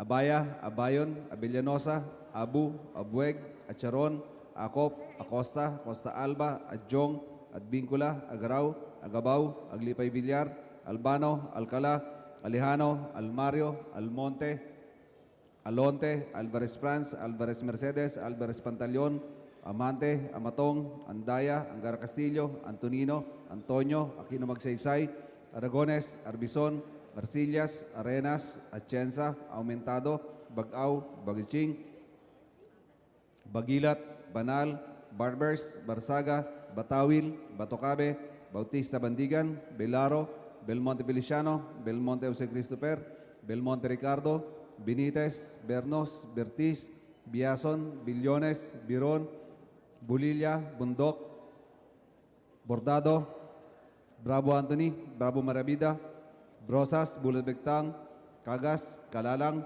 Calderon, Calixtorbiano, Caminero, Campos, Canama, Cari, Casilaw, Castelo, Caso France, Caso Pedenil, Catamco, Cayetano, Celeste, Serapica, Cerilles, Chavez, Chipeco, Coanco, Collantes, Cortés, Cortuna, Tosalan, Crisólogo, Cuba, Cuaresma, Cueva, Dalipe, Datol, Daza, De Jesus, de Venecia, de Vera, Defensor, Del Mar, Del Rosario, de Los Montalia, de Maporo Dula, de Maporo Khalid, Duabit, Durano, Di, El Lago, Enverga, Erice, Eriguel, Ermita Buain, Escudero, Espina, Espino, Estrella,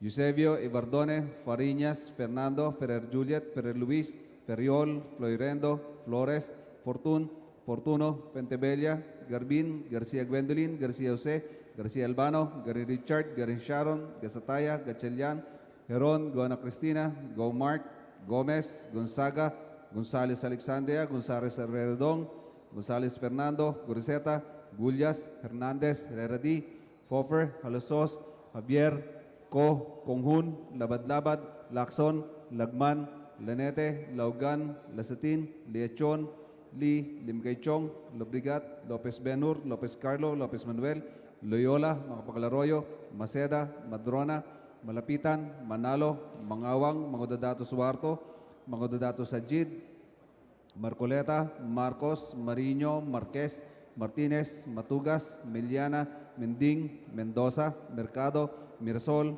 Montoro, Nava, Nieto, Noel, Nograles Jericho, Nograles Carlo, Nolasco, Núñez Maliñaon, Waminal, Ocampo, Olivares, Ong Edwin, Ong Henry, Ortega Pablo, Ortega Vini, Pacquiao, Paduano, Palma, Pancho, Panganiban, Panotes, Papandayan, Pichay, Pimentel, Pineda, Plaza, Primicia Sagabas, Kimbo, Radasa, Ramiresato, Ramos, Relámpagos, Revilla, Robapuno, Robes, Rocamora, Rodriguez Isidro, Rodriguez Máximo, Roman, Romero, Romualdez, Romualdo, Roque, Sakdalan, Sagarbaria, Sahali, Salceda, Salimbangon, Salo, Salon, Sambar, Sancopan, Sandoval, Santos Recto, Sarmiento Cesar, Sarmiento Edgar, Savillano, Sema, Xiao, Silverio, Singson, Swansing Estelita, Swansing Horacio, Suarez, Si Alvarado, Tamunting, Tan Angelina, Tan Milagrosa, Tan Shirney, Tejada, Teves, Chanco, Ting, Tiño, Tolentino, Treñas, Tugna, Tupas, Ti, Umali, Unabia, Ungab, Unico, Uy Juliet, Uy Rolando, Uy Bareta, Vargas, Vargas Alfonso, Velarde, Velasco, Velasco Catera, Veloso, Vergara, Villafuerte, Villanueva, Villarasa Suarez, Villarica, Villarin, Vilago, Yap Arthur, Yap Melesio, Yap Victor, Yu, Samora Marcamen, Samora Ronaldo, Sarate, Subiri.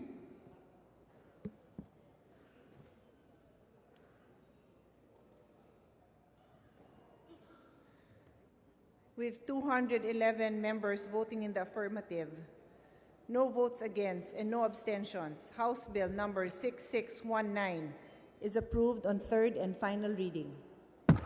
Majority Floor Leader. Madam Speaker, I move that we take up on third reading House Bill number 6971, and upon motion approved, please direct our Secretary General to read the title of the measure and call the roll of members for the nominal vote. Any objections? Hearing none, the Secretary General is directed to read the title of the measure and then to call the roll of members for nominal voting.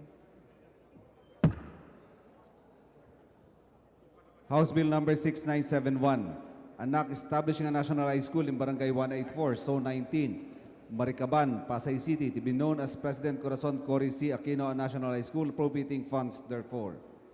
Roll call of members. Consideration House Bill number 6971. Abaya, Abayon, Abellanosa, Abu, Abueg, Acharon, Acop, Acosta, Costa Alba, Adjong, Advincula, Agrao, Agabao, Aglipay Villar, Albano, Alcala, Alejano, Almario, Almonte, Alonte, Alvarez France, Alvarez Mercedes, Alvarez Pantaleon, Amante, Amatong, Andaya, Angara Castillo, Antonino, Antonio, Aquino Magsaysay, Aragones, Arbison, Arcillas, Arenas, Atienza, Aumentado, Bagaw, Bagaching, Bagilat, Banal, Barbers, Barsaga, Batawil, Batucabe, Bautista Bandigan, Bilaro, Belmonte Feliciano, Belmonte Jose Christopher, Belmonte Ricardo, Benitez, Bernos, Bertiz, Biason, Billones, Biron, Bolilla, Bundok, Bordado, Bravo Anthony, Bravo Maravida, Brosas, Bulot Bigtang, Cagas, Calalang, Calderon, Calix Rubiano, Caminero, Campos, Canama, Cari, Casilaw, Castelo, Casa Franz, Casa Pedenil, Catamco, Cayetano, Celeste, Serafica, Cerilles, Chavez, Chipeco, Cuanco, Collantes, Cortés, Cortuna, Tosalan, Crisólogo, Cuba, Cuaresma, Cueva, Dalipe, Datol, Daza, De Jesus, de Venecia, de Vera, Defensor, Del Mar, Del Rosario, de Los Montalia, Dimoporo Abdullah, Dimoporo Khalid, Duavit, Durano, Di, El Lago, Enverga, Erice, Eriguel, Ermita Buain, Escudero, Espina, Espino, Estrella, Eusebio, Verdone, Fariñas, Fernando, Ferrer Juliet, Ferrer Luis, Ferriol, Floyrendo, Flores, Fortuno, Pentebella, Garbin, Garcia Gwendolyn, Garcia Jose, Garcia Albano, Gary Richard, Garin Sharon, Gasataya, Gachelian, Heron, Gona Cristina, Go Mark, Gomez, Gonzaga, Gonzales Alexandria, Gonzales Aurelio Dong, Gonzales Fernando, Goroseta, Gullias, Hernandez, Herrera D, Hofer, Halosos, Javier, Conghun, Labad-Labad, Lacson, Lagman, Lanete, Laugan, Lasetin, Liachon, Limgaychong, Lobrigat, Lopez Benhur, Lopez Carlo, Lopez Manuel, Loyola, Magpagalaroyo, Maceda, Madrona, Malapitan, Manalo, Mangawang, Mangododato Suwarto, Mangododato Sajid, Marcoleta, Marcos, Mariño, Marquez, Martinez, Matugas, Miliana, Mending, Mendoza, Mercado, Mirasol, Montoro, Nava, Nieto, Noel, Nograles Jericho, Nograles Carlo, Nolasco, Núñez Maliñaon, Waminal, Ocampo, Olivares, Ong Edwin, Ong Henry, Ortega Pablo, Ortega Vini, Pacquiao, Paduano, Palma, Pancho, Panganiban, Panotes, Papandayan, Pichay, Pimentel, Pineda, Plaza, Primicia Sagabas, Kimbo, Radasa, Ramiresato, Ramos, Relampagos, Revilla, Rawapuno, Robes, Rocamora, Rodriguez Isidro, Rodriguez Maximo, Roman, Romero, Romualdez, Romualdo, Roque, Sakdalan, Sagarbaria, Sahali, Salceda, Salimbangon, Salo, Salon, Sambar, Sancopan, Sandoval, Santos Recto, Sarmiento Cesar, Sarmiento Edgar, Sevillano, Sema, Xiao, Silverio, Singson, Swansing Silita, Swansing Horacio, Suarez, Si Alvarado, Tambunting, Tan Angelina, Tan Milagrosa, Tan Shirley, Tejada, Teves, Chanco, Ting, Tiño, Tolentino, Treñas, Tugna, Tupas, Ti, Umali, Unabia, Ungab, Unico, Uy Juliet, Uy Rolando, Uy Bereta, Vargas, Vargas Alfonso, Velarde, Velasco, Velasco Catera, Veloso, Vergara, Villapuerte, Villanueva, Villarasa Suarez,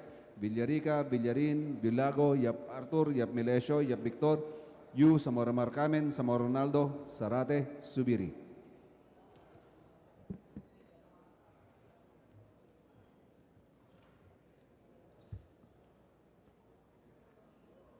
With 212 members voting in the affirmative, no votes against and no abstentions, House Bill number 6971 is approved on third and final reading.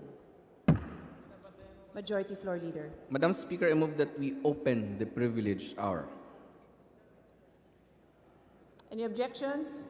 Hearing none, the motion is approved. Madam Speaker, first to speak is the distinguished gentleman from the 3rd District of Negros Oriental. I move that we recognize the Honorable Arnolfo Teves Jr. The Honorable Teves is recognized. Please proceed. Thank you, Madam Speaker. Good afternoon, everybody. I stand here again today to speak on a very important topic, which is TRO for sale. Ang pagbebenta ng TRO ay corruption that breeds further corruption. How does it happen? May taong nagkasala dahil sa corruption. Bibili siya ng TRO, so mapawalang sala siya. So again, it's a corruption breeding further corruption. Imagine a 100 million peso case, more than 100 million peso na kaso, ginawa ng CA na simple misconduct. Hindi lang nila sinalba sa kaso, binaba pa yung kaso to a simple misconduct case. How can a 100 million peso case be simple misconduct? Dapat plunder na yan, di ba?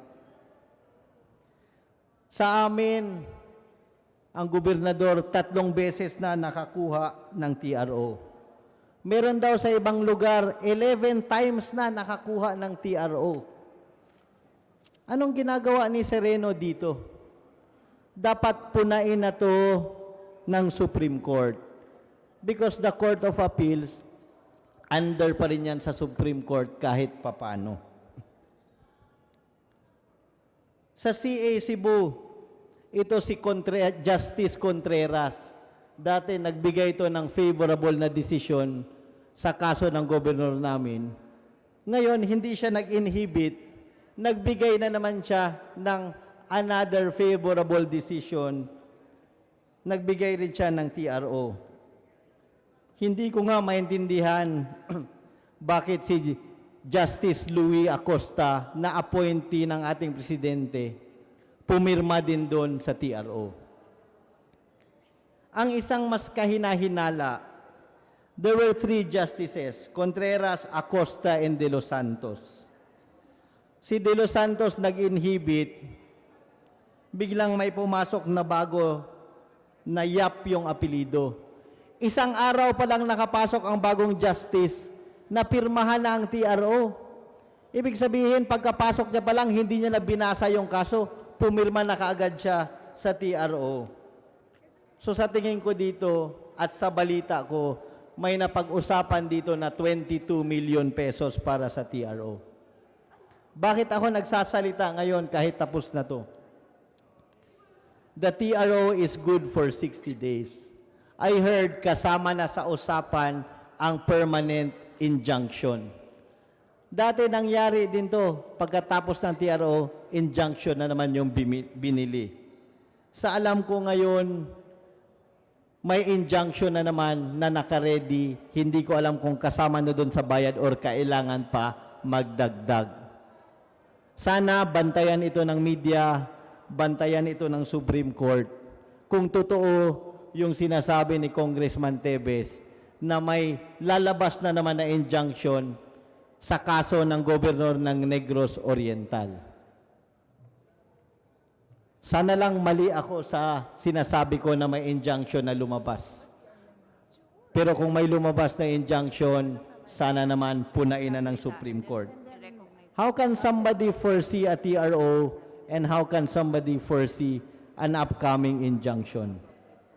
Sa hindi pa lumabas yung TRO, nagyayabang na yung may kaso na kaya nila kumuha ng TRO. And they were right, nakakuha ng TRO.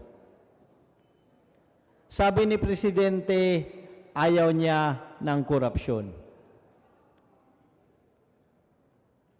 Kanina may sinibak si Presidente dahil sa mga ganitong klaseng bagay. I don't know if it was corruption but may sinibak siya sa ombudsman. Sana makita ito ni Presidente how rampant the trading of TRO is. Ang laking pera ang nagpapalit kamay dahil lang sa pagbebenta ng TRO at ng injunction. Again, Justice Sereno, Supreme Court Justice Sereno, kailan nyo to pupunain at kailan nyo to gagawa ng paraan na matigil na ang ganitong korupsyon that breeds further corruption. That's all, Madam Chairman. Thank you very much. Good afternoon. Majority Leader. Madam Speaker, next to speak is the gentleman from Co-op Natco. I move that we recognize the Honorable Anthony Bravo. Representative Anthony Bravo of Party List Co-op Natco is recognized. Thank you, Madam Speaker. Good afternoon, distinguished colleague. Madam Speaker, distinguished ladies and gentlemen of this august chamber. As a question of personal and collective privilege, I rise to apprise the House of Representatives on the current state of the passport application process of the Department of Foreign Affairs. No doubt, many of you have heard about the uproar of passport applicants over the past couple of weeks when they discovered, much to their dismay, that all, and I mean all passport application slots for all DFA office have been filled up until March.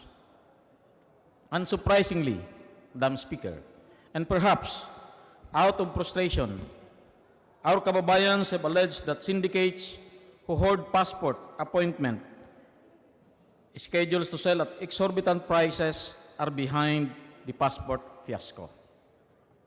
In response, Foreign Affairs Secretary Alan Cayetano has denied these allegations and acknowledged that there are indeed existing challenges in the passport application and renewal processing, especially in securing an appointment online. He explained that to be able to accommodate applicants while still ensuring the security of the website, the DFA only opens slots for passport application every 3 months. This is disappointing, Madam Speaker, especially since the DFA touted only in September last year that passport applications would now be easier with the redesigned online appointment system. Madam Speaker, distinguished colleagues, the process for applying for Philippine passport has long been a nightmare. Our predicament with passport applications is in fact a long-running issue.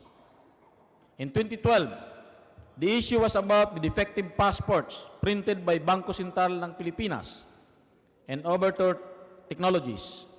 Many lawmakers had expressed concern due to its threat to national security.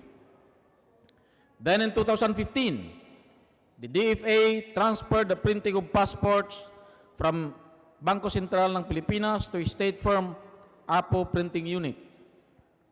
To refresh our memory, Madam Speaker, last year, the Committee on Foreign Affairs looked into anomalies involving the 8 billion e-passport project after it was found that the contract for the project was subcontracted to another firm. Our investigation revealed that the subcontract given to United Graphic Expression Corporation, or UGEC, was illegally subcontracted by APO Printing Unit, a quasi-government entity which was supposed to be in charge of passport printing through a 10-year contract. However, UGEC did not have the capability to carry out the project as it had only 800 million in assets and 200 million in cash with liabilities. In the past few years, Madam Speaker, the DFA has been conducting mobile passporting in various localities to provide faster passport appointment, and we appreciate this move. In 2016, the DFA said it has more efficient website, plans to open 9 new consulates in regions, and is also buying for new ones with mobile passport printing machines, which can produce up to 500 passport a day. In fact, we have investigated this issue in 2016 when Congressman Anicito Bertiz of OFW Party List filed Resolution number 646 to conduct a probe in aid of legislation into the persistent delays in the issuance of passport, Madam Speaker. The resolution was adopted on second reading by the House on January 16, 2018, with the following recommendations of the Committee of Foreign Affairs. For Congress to increase the annual budget of the DFA Consular Affairs Office by at least 20% to allow it to establish additional consular offices and satellite offices.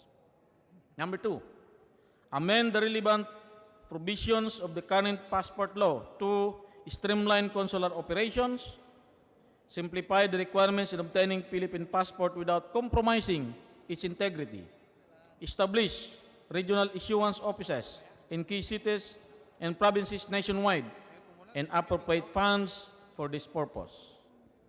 Involve local government units to assist the Department of Foreign Affairs for any passport-related requirements necessary. Allocate 10% of the passport income to the DFA Consular Affairs Office to improve passport services, and enact a law creating a GOCC with the sole mandate of printing Philippine passports.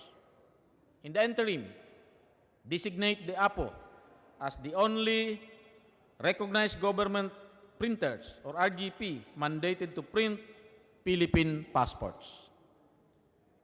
For the DFA, to expedite the utilization of new technology of polycarbonate data page upon effectivity of Republic Act 10926, extending the validity of Philippine passports from 5 to 10 years, ensuring the security and integrity of passports and in compliance with international standards. Number 2, to decongest the online passport system by increasing the number of appointment slots proportional to the printing capacity of the APO.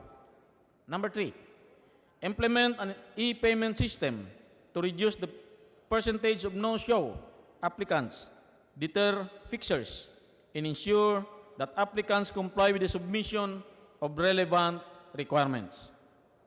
4, augment staff complement in the main consular office, in ASEANA regional consular offices, and National Capital Region satellite offices upon the approval of the proposed executive order. Number 5, coordinate with the local government units and seek their assistance in expediting the delivery of passports, and consider the possibility of having passport or e-passports delivered directly from APO's Lima plant to the applicants in order to expedite the process. Madam Speaker, now we find out that the DFA still blocks off appointments schedules 3 months at a time. I thought this had been resolved when the DFA had announced that they had redesigned their system after the Committee on Affairs investigated the delay of printing passports. We believe that the DFA can improve its system, but the recent uproar of our kababayans is quite alarming. Madam Speaker, I have a few questions to raise with this news or with this setup. 1, what security issues are triggered if the DFA opens application schedules, say, for the next 6 months? Given that Secretary Alan Cayetano said the DFA only opens slots for passport application and renewal every 3 months to ensure the security of their website. I say 6 months because passport holder can no longer travel abroad if their passports are due to expire in less than 6 months. Is the IT infrastructure of the DFA not capable of supporting the volume of applications good for 6 months? 2, is 3-month limitation in passport application caused by persistent delays in the printing of passports, or is fully booked status due to illegal schedules made by fixers who have contacts inside the DFA? Madam Speaker, I cannot emphasize enough the dire straits the passport application process is in. Perhaps the best way to show you, dear colleagues, just how desperate our kababayans are is through the video footage taken by the inquiry showing the stampede of applicants trying to enter the gate of Manila City or Manila City Hall for the DFA's passport on the wheel last 2 weeks.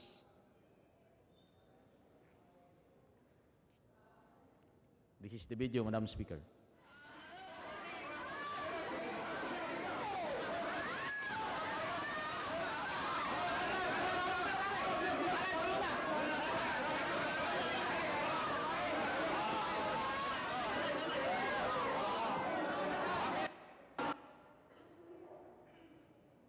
Another post in Facebook, posted by one Mark Lopez, showed the long lines of applicants in front of DFA Asiana.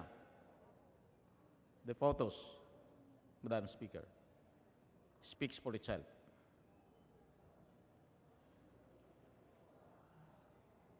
Madam Speaker, ladies and gentlemen, the right to travel is right entrenched in our Constitution itself. Article 3, Section 6 of the 1987 Constitution states that the right to travel shall not be impaired except in the interest of national security, public safety, or public health, as may be provided by law. Our kababayan deserves nothing less than the best service that our frontline agencies can offer, especially so as not to infringe their constitutional rights. The Department of Foreign Affairs should fix this problem at the soonest possible time. Thank you, Madam Speaker. Thank you, distinguished colleagues. Thank you. May I make a quick manifestation, given that the Secretary of Foreign Affairs is my brother, and I can quickly assure His Honor that I will personally deliver your privileged speech and your recommendations to the Secretary of Foreign Affairs. But may I also make a quick comment on the video on Manila? I actually happen to know what happened there because I was with the Secretary, I think, that evening or the following day. What actually happened was the city where they have their mobile passport system go to is in charge of having the applicants pre-clear so that it is orderly and that they can have those within the limits of their capacity. So if their limit is 500, they would only accommodate 500. The problem is even those who did not make a reservation to avail of the mobile passport system came, and that's why it became a problem. I also know that if you go on the DFA website, there's a lengthy explanation on what they are doing, and the Secretary assures all of us that regardless of what they're doing, they know that they have to do better. So rest assured, His Honor's recommendation will reach the Secretary, who is currently in Milan, I believe, for an international function. Thank you. Thank you, Madam Speaker, for that assurance. Majority Floor Leader. Madam Speaker, I move that we refer the speech of the Honorable Bravo and also that of the Honorable Teves Jr. to the Committee on Rules. Any objections? Hearing none, so referred. Madam Speaker, next to speak is the gentleman from Anak Pawis. I move that we recognize the Honorable Ariel Casilaw. The Honorable Casilaw is recognized. Thank you, Madam Speaker. Honorable Speaker, mga kasamang mambabatas, pagbati ng hustisyang panlipunan at demokrasya. Ang kinatawang ito ay dumalo sa nakaraang paggunita na ika-31 anibersaryo ng Mendiola Massacre noong Enero 22 at umupo rin sa naganap na pulong ng National Council ng Pambansang Organisasyon ng mga Magsasaka, ang Kilusang Magbubukid ng Pilipinas o KMP, kung saan tinukoy na Chairman Emeritus ang dating kalihim ng Department of Agrarian Reform at dating kinatawan ng Anak Pawis na si Kapaeng Rafael Mariano. Noong Enero 22, ginunita ng maraming magsasaka sa bansa sa pangunguna ng Kilusang Magbubukid ng Pilipinas o KMP ang ika-31 taong anibersaryo ng Mendiola Massacre. Ang pangyayaring ito ay naganap sa ilalim ng rehimeng Cory Aquino kung saan 10,000 mga magsasaka ang sumigaw noon ng tunay na reforma sa lupa. Ngunit hinarap ng pandarahas at nagbunga sa pagkamatay ng 13 martir. Kasama na rito si Danilo Arjuna, ang asawa ng nabiyudang si Katesi Arjuna, na sumama rin sa kilos protesta. Makalipas ang 1 taon noon, isinabatas ang Republic Act 6657 o Comprehensive Agrarian Reform Program o CARP na binuo para ibsan ang bumubulwak na galit ng masang magsasaka sa hindi pagtugon noon ni Pangulong Aquino sa kanyang pangako para sa reformang agraryo. Mula pa Hunyo 2014, expired na ang CARP o ang CARPER. Pagkalipas ng 26 na taon, bigo ito dahil wala pa ring lupa ang karamihan sa mga magsasaka. Sila pa rin ay pinapatay o biktima ng political killings mula noon hanggang sa kasalukuyang rehimen. Kung tagumpay ang reformang agraryo sa bansa, dapat ay tinatransforma na nito ang atrasadong kanayunan at iniangat ang kabuhayan ng napakaraming mamamayan. Ngunit hindi ito naganap. Mismong sa datos ng gobyerno, aabot sa 55% ng populasyon ng rural population. Pinakamalaki nito ay sa Eastern Visayas, na 9 kada 10 mamamayan ay nakabase sa kanayunan. Sa Cagayan Valley, Ilocos, Bicol at ARMM ay malapit sa 9 kada 10 rin. Sa 12 ng 17 rehiyon sa ating bansa, mayorya ng mamamayan ay nakabase sa kanayunan. Sa Eastern Visayas, Madam Speaker, na pangunahing nakaasa sa agrikultura ang ating mga kababayan, ay palagiang binabayo ng napakaraming bagyo, tulad ng Yolanda, Ruby, Senyang at Nona. Hindi pa nga nakaka-recover at ngayon ay humaharap naman sa mga malalaking suliranin. Sa kasalukuyan, ang mga sakahan ng abaka sa Northern Samar ay nanganganib dahil mayoryang bahagi nito ay sinira ng mga pesting Banshee Top virus. Ang mas malala, hindi ito tinugunan ng lokal na pamahalaan at mismong hindi ito na ibabalita. Kung kaya nawalan ng kabuhayan ang mga magsasaka at natutulak ngayon na lumipat sa ibang pananim. Bilang pagtugon naman ng Kilusang Magbubukid ng rehiyon at pambansang tanggapan, ang mga magsasaka mula sa Eastern Visayas ay magkakaroon ng lakbayan sa darating na Pebrero 5 tungong Maynila para idulog ang kanilang mga programa at humingi ng tulong sa kanilang mga hinaharap. Ang mga magsasaka ay naglulunsad ng kanilang kampanya para sa pagpapataas ng kanilang produktong abaka, palay at niyog. Kalinsabay nito ang kahilingan para sa ayuda ng ating gobyerno dahil sa epekto ng mga peste sa kanilang mga tanim, gayon din ang kanilang kampanya laban sa papatinding operasyong militar sa kanilang rehiyon. Lumabas din sa pulong ng KMP na nangunguna pa rin na suliranin ng ating mga magsasaka ang kawalan ng lupa. Ito ang kalagayan mula Luzon, Visayas, Mindanao. Pinapalala pa ang kanilang kalagayan ng pagkaalipin sa pagbabayad ng upa sa lupa, usura, pambabarat sa mga presyo ng produkto, mataas na bayad sa mga kagamitan at iba pang pagsasamantala. Alam ko na bilang mga kinatawan ng mga distrito, alam ninyo na umiiral ito sa inyong mga nasasakupan. Gayunpaman, Madam Speaker, ang mahalagang positibong bagay sa usaping ito, ang Kilusang Magbubukid sa kada lokalidad, kada probinsya, kada rehiyon, hanggang sa pambansang antas ay handa para ipagtanggol ang kanilang karapatan sa lupa. Pinakahuling halimbawa rito ay ang inilunsad na bungkalan ng mga magsasaka sa ilalim ng ARB1 movement sa Tagum City, kung saan nakaposisyon sila sa mahigit 36 hektaryang lupa Matatandaan natin na noong nakaraang taon ay nakapagposisyon ang mga magsasaka sa ilalim ng marbay sa 145 na ektaryang lupa, bunga ng kanilang walang patid na pakikibaka at paglaban. Dahil sa tagumpay ng marbay, nahimok ang marami pang mga ARBs na ipaglaban ang kanilang karapatan sa lupa na sila mismong magsasaka ang makikinabang.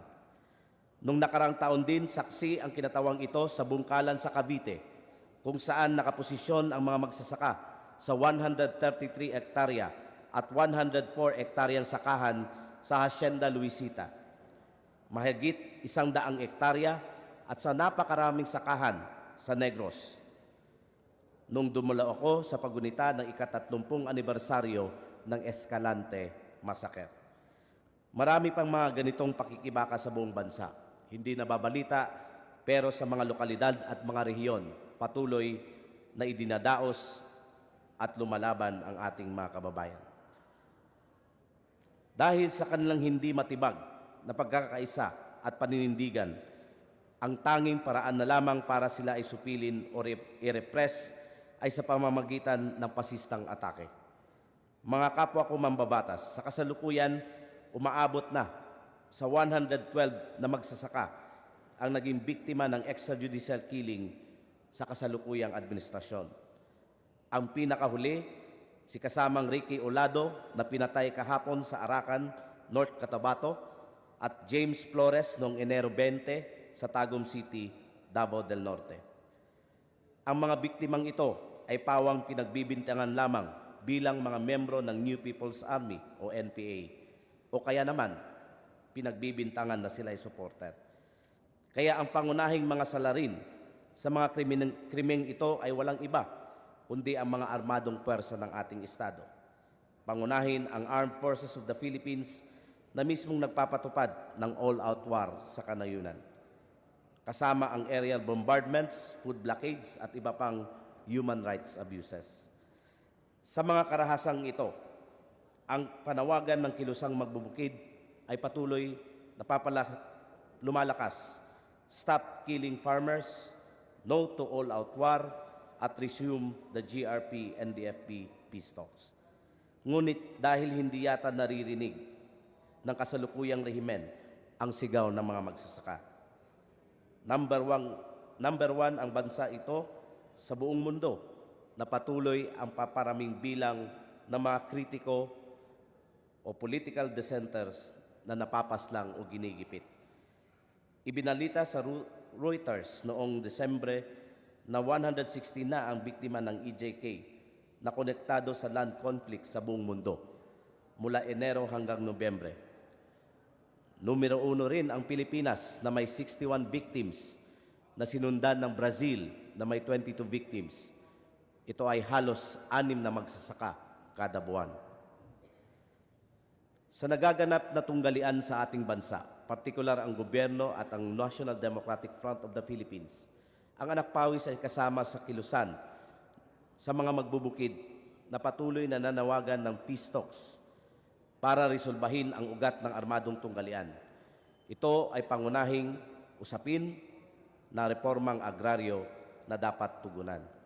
Ang kinatawang ito ay aktibong sumuporta sa peace talks na sa final ay alam nating lahat na tinapos ng GRP at sa Pangulong Duterte ngayon ay patuloy sa mga pahayag na nagtutulak ng all-out war sa kanayunan.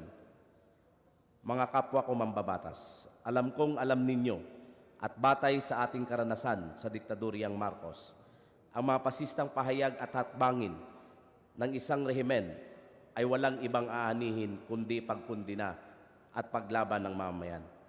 Sana ay makita ng mga nasa poder ngayon na ang mga magsasaka at katutubo sa Mindanao na dating sumuporta sa Pangulo ay ngayon ay kumukundina sa kanya at sumisigaw ng paniningil ng hustisya. Ang mga manggagawang umasa sa kanyang pangakong tapusin ang endo o kontraktualisasyon ay patuloy pa rin na nanawagan. Kung ang mga usaping ito ay patuloy na hindi papansinin ng ating Pangulo, siya mismo ang lilikha ng kanyang kritiko o kaaway. At sa kasaysayan ng bansa, natuto na tayo na walang lugar sa pamamahala ang isang diktador. Kaya mula sa anak pawis, hindi namin bibitawan ang panawagan na resolbahin ang mga fundamental na problema sa ating bansa. Pangunahin na ang kawalan ng lupa sa mayorya ng ating mga magsasaka. Mahigit 1 taon na ang rehimen. Wala pa ring kalinawan na ang tunay na programa para tataguyod sa usapin ng tunay na reformang agraryo. Ang kinatawang ito ay hindi magsasawa na ipanawagan sa kongresong ito ang pagsasabatas ng House Bill 555 o Genuine Agrarian Reform Bill o GARB na ngayon na tinatawag ng kilusang magbubukid bilang Free Land Distribution Bill. Hindi rin ako magsasawa na ipanawagan ang pagtugon o pag-imbestiga sa dumadaming House Resolution na isusumite ng kinatawang ito ukol sa mga iba't ibang forma ng human rights violations, pangunahin na sa sektor ng mga magbubukid. At bilang panghuli, Madam Speaker, isinisagaw ng kinatawang ito na ang sovereign will ng mga mamayang Pilipino, partikular ng mga magsasakang Pilipino, ay tunay na reforma sa lupa. Libreng pamamahagi ng lupa ang patuloy na kanilang rallying cry. Pambansang kalayaan, ipaglaban. Maraming salamat, Madam Speaker. Thank you, Honorable Casilaw, Majority Floor Leader. Madam Speaker, I move that we refer the speech of the Honorable Casilaw to the Committee on Rules. Any objections? Hearing none, to the Committee on Rules. Next to speak, Madam Speaker, is the lady from ACT Teachers. Move that we recognize the Honorable Franz Castro. The Honorable Franz Castro is recognized. Thank you, Madam Speaker. Madam Speaker, I rise here for personal and collective privilege. Madam Speaker, this representation condemned the harassment of Alliance of Concerned Teachers, NCR Union President Jocelyn Ma'am Joy Martinez by 3 policemen in civilian clothes in her school, Imelda Elementary School, Malabon, in invalid warrant of arrest today. The 3 unidentified men who introduced themselves as policemen of Malabon, wearing only shorts and slippers, followed Ma'am Joy from 9:30 to 11:10 a.m. around the school, insisting on arresting her even while she was holding a class. The defective warrant indicates the name of a certain Jocelyn Ramirez, even after she showed her identification card bearing her name. The men will remain insistent on arresting him. Most of the text of the warrant can hardly be read due to poor quality of printing. The warrant was issued without a proper preliminary investigation with the full participation of Ma'am Joy as the accused. She has not even received a copy of the complaint. This is a clear case of political harassment against union teacher leaders. Our Constitution and Public Sector Labor Management Council guarantee the right of the public sector to organize and form union. This attempted arrest is harassment to the union with an intent to subdue and pacify them. Attacks against Ma'am Joy or any other union leaders are attacks against the membership of the union they represent. Ma'am Joy is a staunch advocate for the rights and welfare of the teachers and other government employees, including salary increase, benefits, and better working conditions. Aside from her post as an ACT-NCR president, she is a second-termer president of their school's faculty club and the current president of the Malabon Public Elementary School Teachers Association. The ACT-NCR Union is the first union of public school teachers and the biggest union in the country today.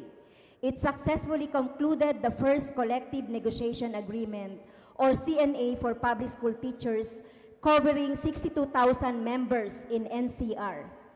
This attempted arrest is intended to impede her from fulfilling union works and to send a chilling signal to all union leaders and its members.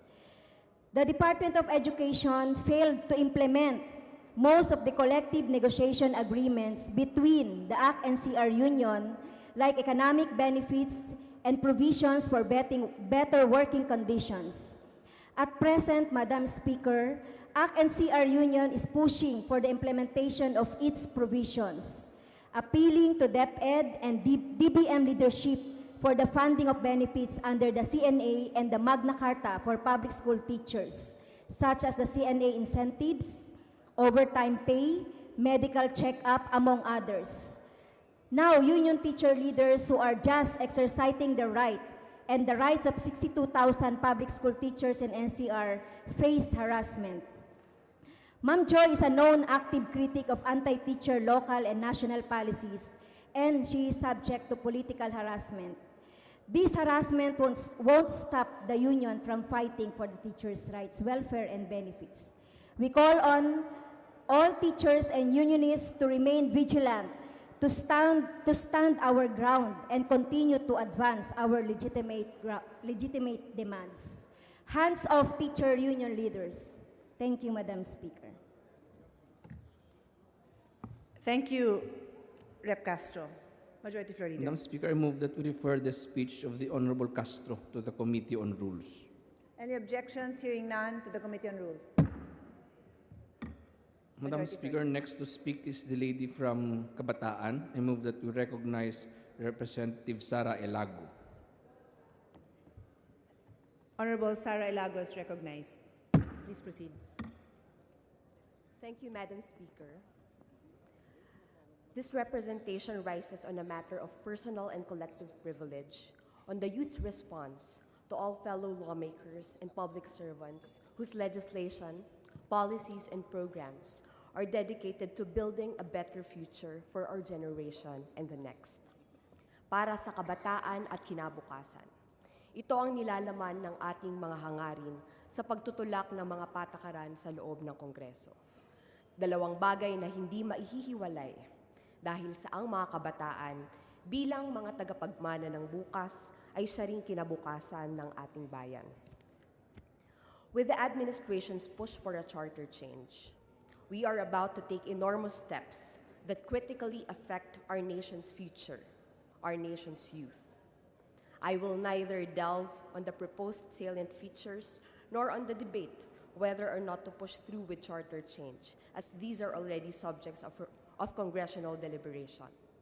Let us put the spotlight instead on how the youth can contribute to a wider discourse, make their voices heard and their actions count amidst burning issues of poverty, landlessness, corruption, culture of impunity, tax reform, threats to national sovereignty, among others.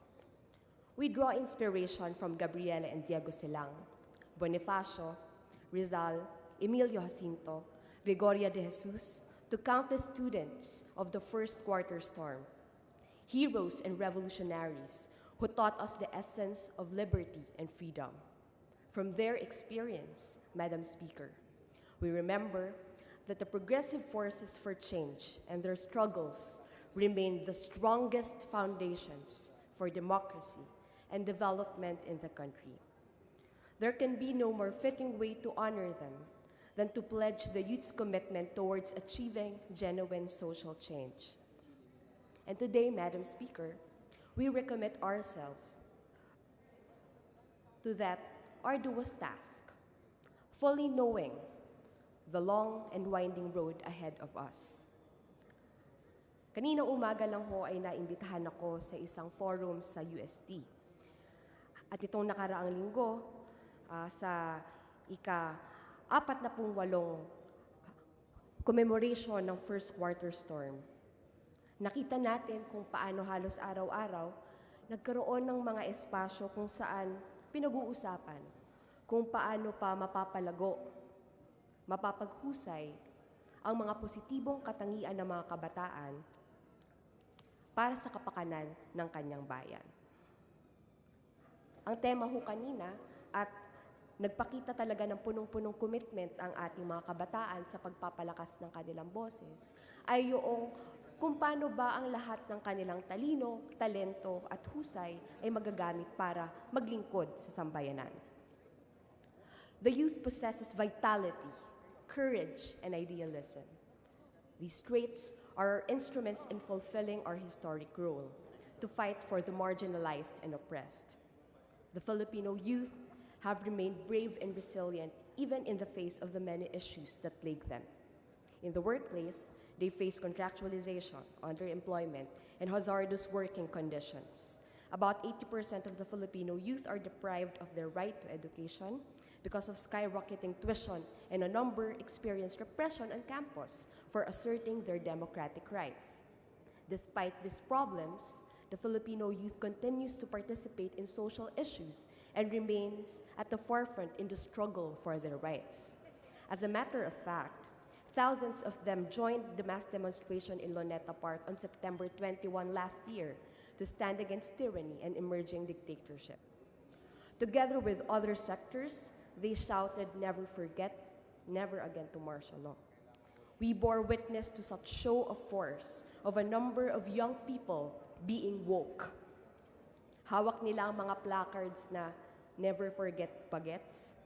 At kapag ikay namulat, kasalanan na ang pumikit.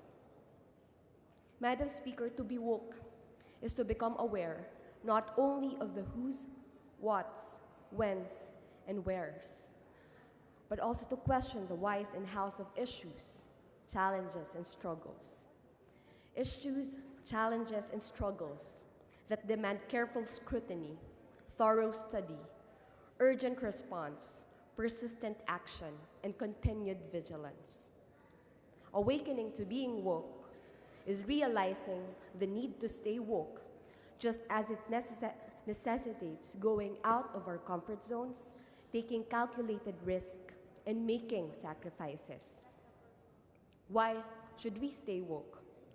We need to stay woke so we can contribute in the struggle by which we could garner victories with the youth and student movement, as we link arms with other marginalized sectors.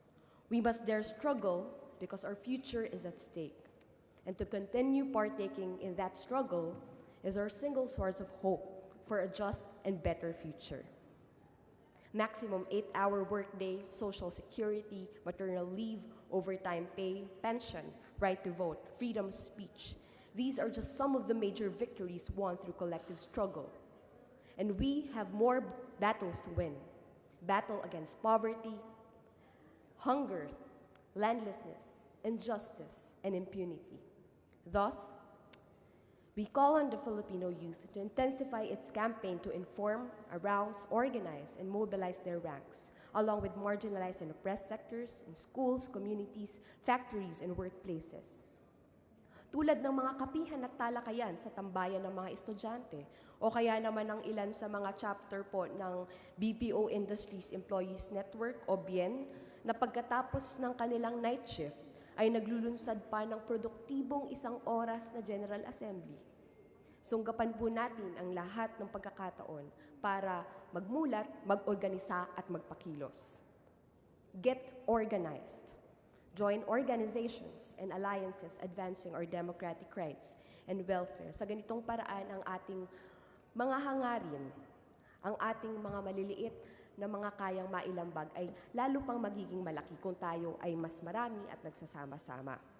Nariyan ang mga alyansa katulad ng Rise for Education.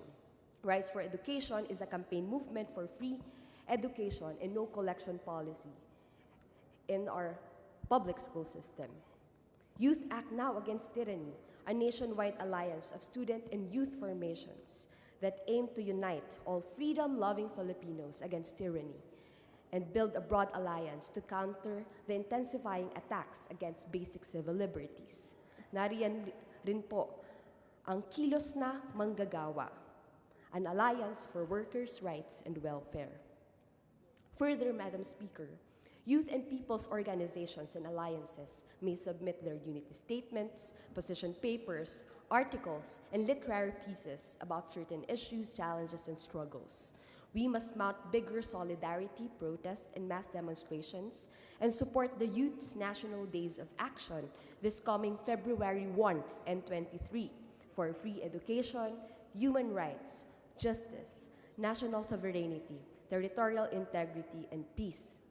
Unang-una dyan, Madam Speaker, ang tungkol sa libreng edukasyon. Dahil ang sigaw po ng mga scholar ng bayan natin ngayon, libreng tuition nga, ngunit bakit lalo pang tumaas ang mga other school fees? Tayo po ay nakapagtala na ng mga laboratory fees na dumoble nang mapatupad ang free tuition policy. Nariyan din ang mga talagang sinasadya po na sila ay maibagsak para lang hindi sila masali dito sa libreng tuition. At tinatawagan po natin ang House Committee on Higher and Technical Education na talagang mabantayan, maimbestigahan ang mga ulat na ito hinggil sa implementasyon at paggamit ng 8 bilyon para sa libreng tuition o free tuition policy nitong nakaraang o nitong kasalukuyan na academic year. Hinggil naman po sa development ng paggawa, ng pagpa-finalize ng implementing rules and regulations ng Republic Act 10931. Nariyan ang hindi pa rin pinagbabawal talaga ang koleksyon ng mga surprise fees, mga dagdag bayarin sa ating mga eskwelahan. Ang sigaw ng mga estudyante, free education, may bayad. Finally, to all our fellow lawmakers and to all public servants, it is our fervent hope and clarion call that our approach be a combination of public interest, scientific analysis, and sound policy judgment, imbued with a high sense of nationalism. Nationalism, as succinctly defined by the 1987 Constitution Commissioner Rene Sarmiento, and I quote, "Filipino nationalism is the determination to uphold the sovereignty of the Filipino people, the right of the Filipinos to freely decide the destiny of the nation. That is, the kind of government we should have and who should run it, what is the common good and how to attain it, how our society should be structured, how the wealth of our land and seas should be used, developed, and shared, and how our culture should be preserved and enhanced. Filipino nationalism is more than patriotism. It is more than the love of land and people, loyalty to flag and country, and readiness to sacrifice personal interest for the common good. It is the firm resolve never to allow our people to be dominated, controlled by foreign powers or domestic tyrants, and to oppose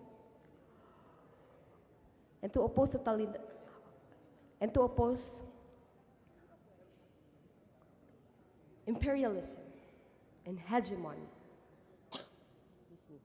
with all the means at our command.